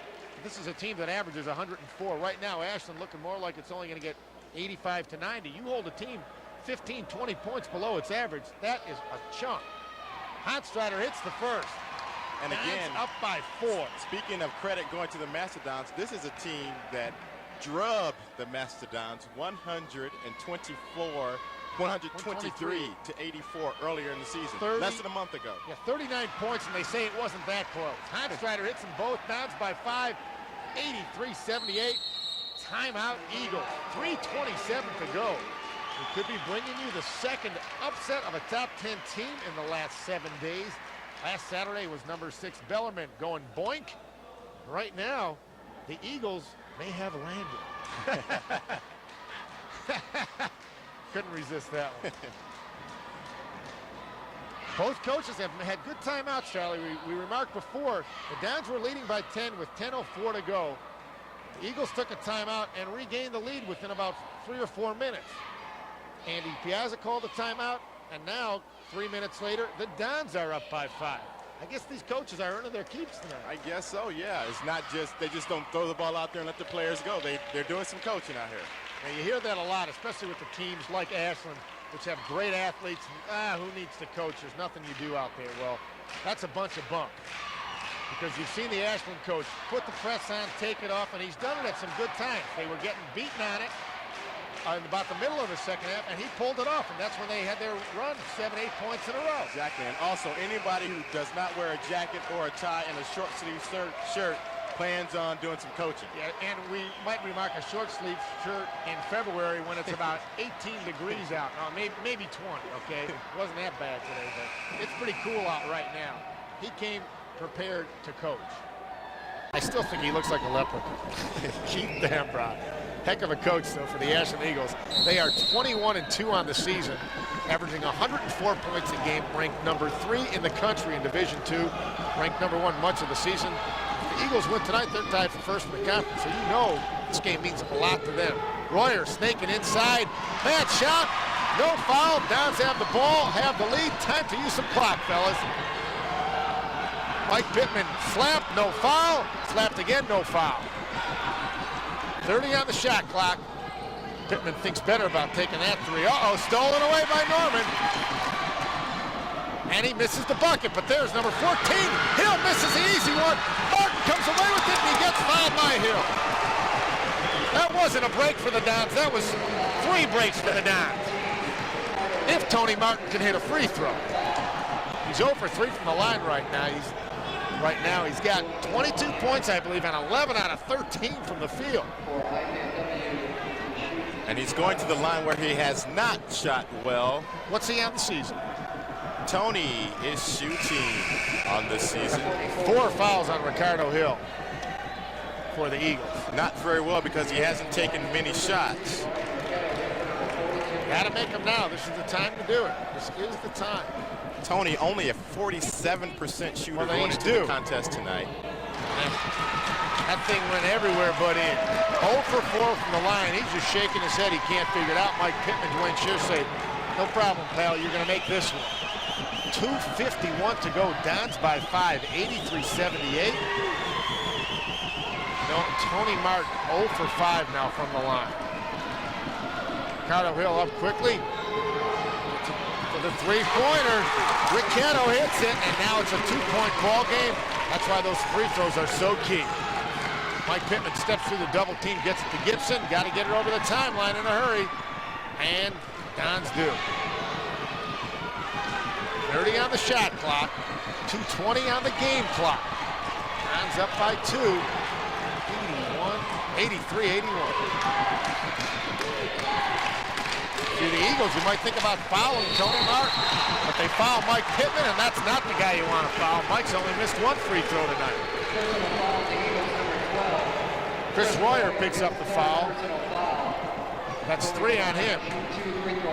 I don't think there's a player out there who's got less than 3. No. We've had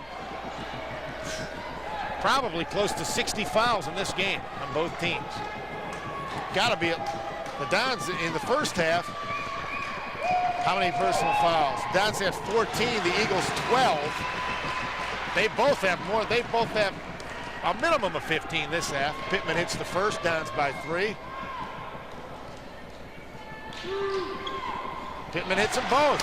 IPFW by 4, 85-81. We're approaching 2 minutes to go in regulation.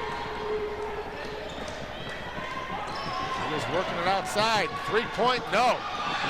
Thrown out of bounds. Mike Pittman gets the credit for that turnover. Great pressure. Ricketto went up. He's hit 3 3-pointers tonight. Pittman got a hand near the ball. He had to pass it. Nobody was looking for the pass. The Eagles were getting ready to rebound. And that ball soared right out of bounds. Great pressure on a 3-point shooter. Tony Martin taking a seat now. Good move to get him out of there because you know the Eagles would foul him, get him to the free throw line inside Honstrider. Now it's Pittman over the timeline. 1:55 to go. Dons lead it by 4, 85-81. Jeff Smithy with the ball, looking to use the clock. Don't get trapped in the corner there, Jeff. Call a timeout. He does.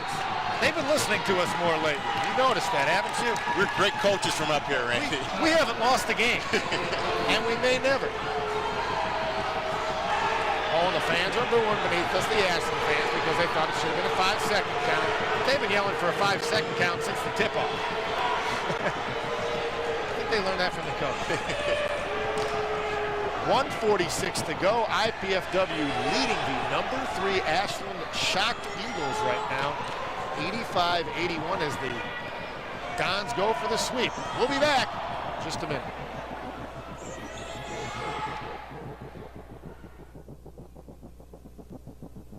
Hi, I'm Christy Powell. And I'm Rex Crum, and we're the hosts of Take One. Join us each week as we review 3 new movies. And we'll let you know whether the movies are worth your viewing dollars. So join us here on Take One.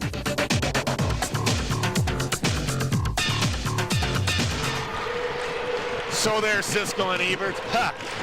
Take a seat and take one on Channel 6. 1:46 to go. Dons by 4, 85-81. Can it beat 2 weeks in a row, Charlie? Upset? I think so. We're looking good. Dons have to stay cool right now.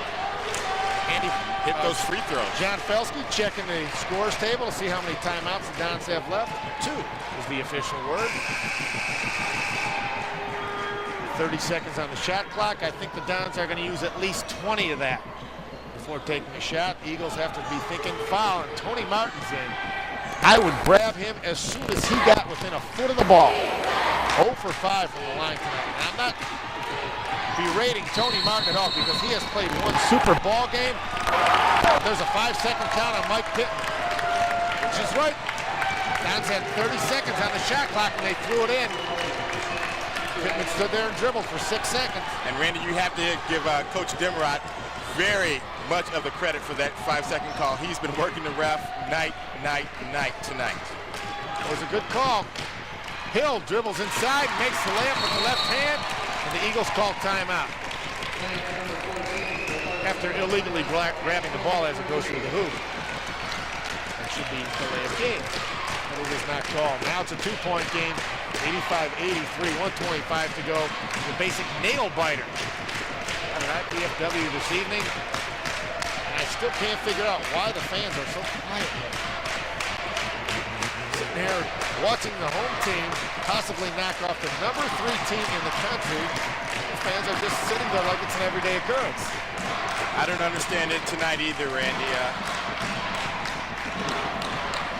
we'll see. But there's somebody, or actually some people out there who I know have been excited about this game. It's the crew, and I'd like to take this time to thank the crew, College Cable Access Channel 6, and the Learning Resource Center out at IPFW, their participation in the live production of our basketball game this season. Thanks, everybody, for giving us the opportunity to bring you this great ball game, and it has been a great ball game. And by the way, if you missed the women's game tonight, IPFW gets a win tonight against Ashland. Female side going for the sweep. The brooms are poised. The brooms are poised. We're going for the sweep. Oh, cedar brooms.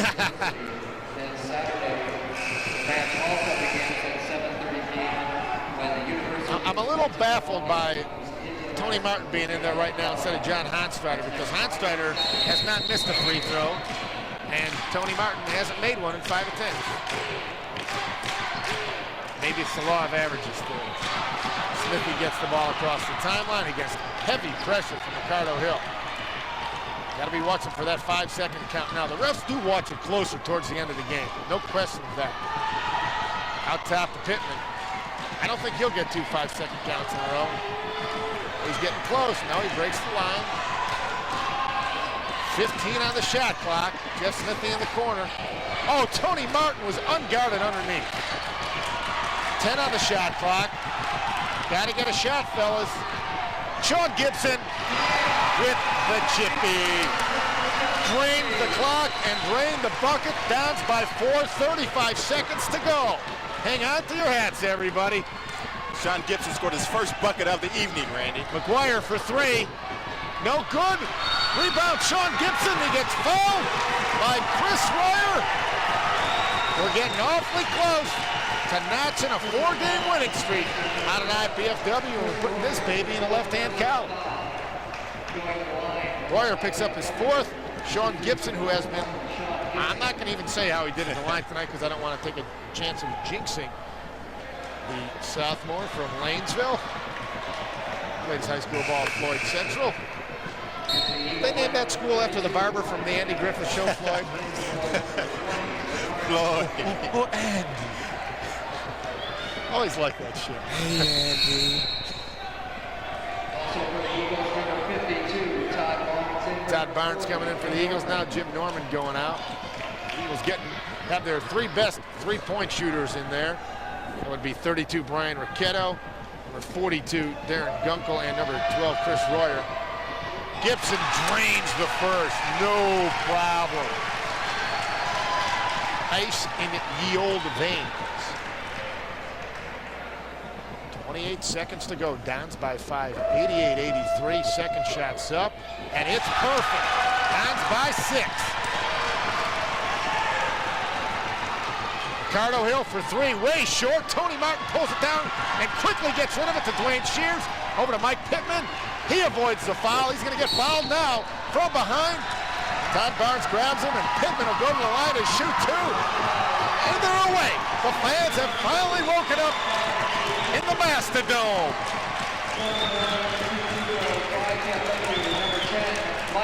If the Dons hold on for the win, this will be the highest ranked team the Dons will have ever beaten. Ashland, number 3 in the country right now, and number 1 much of the season. Pittman for 2. First one's good. And Randy, the Dons. And there's a technical, another technical on Keith Dambrot. He says, now you finally do it. And he's going to get his money's worth now. The fans are yelling, making some what you might call rude or obscene gestures towards the officials. Of course, we will not show those to you. There's some kids out there watching. It's a Saturday night. They're up late. And that technical foul may cost the Ashland coach a little money. He did bump the referee.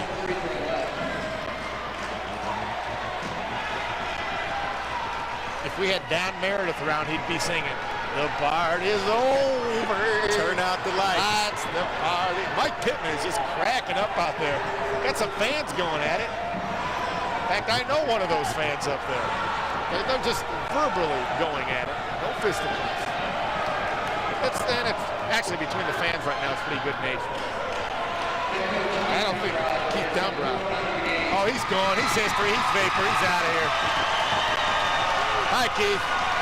See you next year. And, well, I think he's got one more thing to say before he leaves. And that is, to repeat what he said, beep, beep, beep, beep, beep, beep. And he gets a standing O from the Ashland fans. I don't blame him. I don't blame the fans. And he's coming back. Oh, he's coming back. I think he said something to Andy Piazza. Pittman hits another free throw, and now it's an 8-point lead. This ball game is history.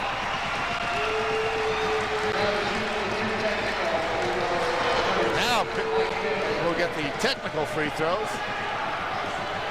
And the Dons will keep the ball now, too. First tee is no good. Second one, no good. Mike, you're not supposed to miss those technical free throws. The coach usually puts his best free throw shooter at the line. And the Dons get the ball again, and now a timeout. 15 seconds to go. 8-point lead, 91-83. Are you feeling comfortable about this right now, Charlie? I'm feeling pretty comfortable, Randy. So comfortable that I'm going to name our Dandy Don player of the game, with your concurrence, of course. We agreed on this already, and again, Greg Schmitz, no vote for you tonight, Mr. Producer, because Charlie and I, no question, without a doubt, the winner of the Dandy Don player of the game is Tony Martin. 22 points off the bench, and I don't think he played 20 minutes. No, those 22 points were in a bunch and very quick. He also, I believe, set a tone for the team tonight. He took the ball. None of his shots that he made were more than 4 feet away. But there's nothing wrong with that. That's where you want to shoot from. And he took the ball strong every time, and he started doing it, and the other guys on the team said, wait a minute, we can do this too. And Hans Strider did it, and the little guys did it. Everybody did it. Pat Murphy, Doug Reinke made a couple. The Dons did not steal this basketball game away from... and there you see our player of the game, Tony Martin. 22 points, 11 out of 13. He missed one short hook shot, and he also had one block. As I was about to say, the Dons did not steal this basketball game away from the Eagles. They took it right to them from start to finish. No question. The Dons have been the much, and I emphasize, much better team out here tonight. Sean Gibson gets fouled by number 12, Chris Royer. He's gone. That's 5. He had 8 points tonight. Gibson will shoot 2.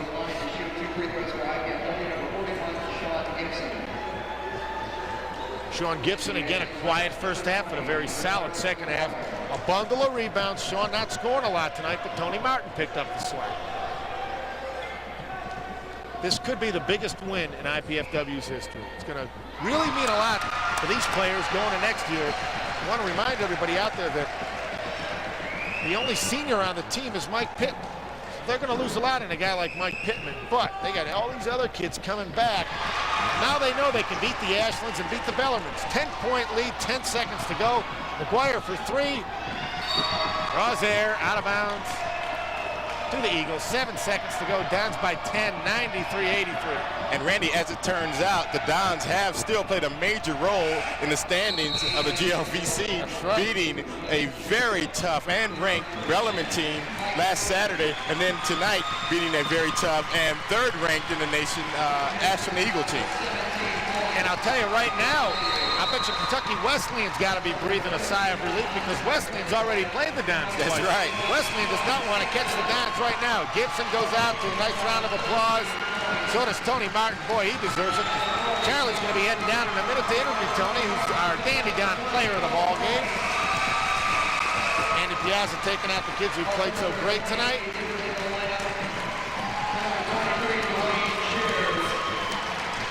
And there's the extremely low 10 between Dwayne Shears and Sean Gibson. Underneath for two, Darren Gunk. He's had a great game for the Eagles, but not great enough. 8-point lead, 93-85, 5 seconds to go. I don't think this one is in any bit of a doubt.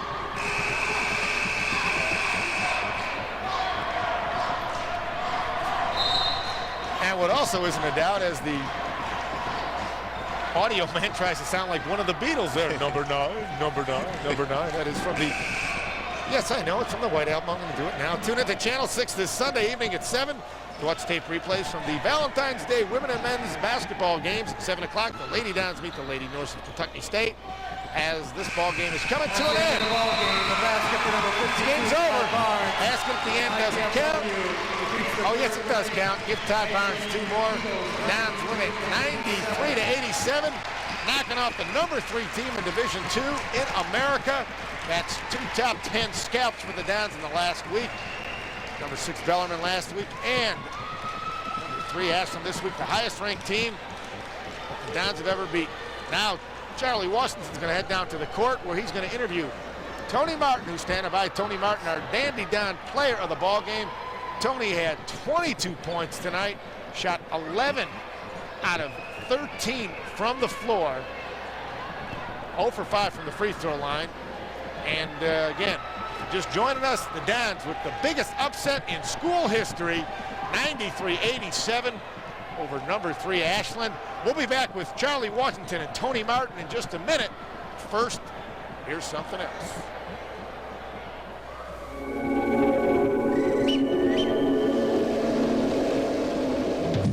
Every day, 143 elephants are killed for their ivory. Every day. In 25 years, all will be gone. Buy ivory and you kill an elephant. It's that simple. Write the World Wildlife Fund, Washington, D.C. Tony had some drinks, a few joints, and got into a fatal accident tonight. Only he doesn't know it yet. Drugs make you forget. And if you forget how risky sex can be, you could catch the AIDS virus and not know it for months, even years. AIDS, another way drugs can kill.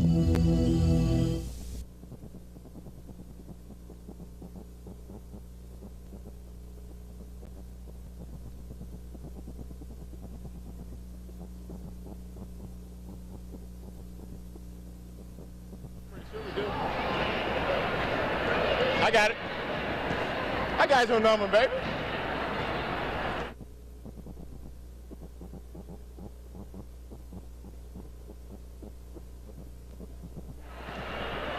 Charles Washington tonight with our dandy-don player of the game, Tony Martin. Tony, you had a great game tonight, and you scored 22 points in about probably less than 22 minutes. You want to tell us how you were getting those easy shots tonight? I think our transition was working pretty good today. After we got a rebound, I just bring down the court, so I know I can beat their big guys down the court. So that's what Coach told me to do. When we get a rebound, just go down the court as fast as you can, look for the ball. And you seem to set the tone. After they saw you going inside, I think some of the other big guys like Sean and John Hanstrider and even Pat Murphy started taking the ball strong inside against their big guys. Yeah, I think so. During practice and everything, I try to go with the big guys and everything. They get mad and everything, so if I go hard, they'll go hard, try to beat me out of the spot and everything. So I think that's good for the postman right now. Now, it seems the last few games, we're on this winning streak, and each night another big player comes in and takes the place of maybe a Sean Gibson or a Clarence Rich and plays extremely well off the bench. Yeah, I think we did. We work as a team and everything, so it was a good team effort today. Now, what about those free throws, Tony? Now, you could have iced the game a while earlier in the basketball game, but you missed about 4 or 5 free throws. I work hard in practice and everything. I don't know why this wasn't going in today. I don't know why. This was one of those days. Now, what did Coach tell you in that last timeout? You guys had gotten down a little bit, and then you came back and you were inserted back into the game even after you missed those free throws. I think he wanted for me to come in and rebound because they got offensive rebounds, so that's what we needed, some rebound. Well, Tony, you did a great job tonight. Congratulations on being our Dandy Down player of the game, and good luck to you guys in the future, and congratulations again on a great win tonight. Okay, thank you. Charles Washington with our Dandy Down player of the game, Tony Martin. All right, thanks a lot, Charlie. Thanks a lot, Tony Martin, for scoring 22 points and being our Dandy Down player of the game, leading IPFW to a tremendous 93-87 win over the Ashland Eagles, coming in here tonight ranked number 3 in the country. Dons knock off the highest-ranked team in the history of the school and get the second top 10 win. Last week it was the Dons knocking off number 6 Bellarmine.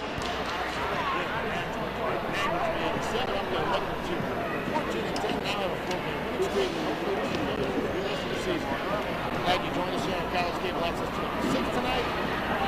Anytime I'll tell you, the Dons won it 93-87 over Ashland. Our entire crew of Charlie Washington, I'm Randy Schiffman. Get you on the rebound.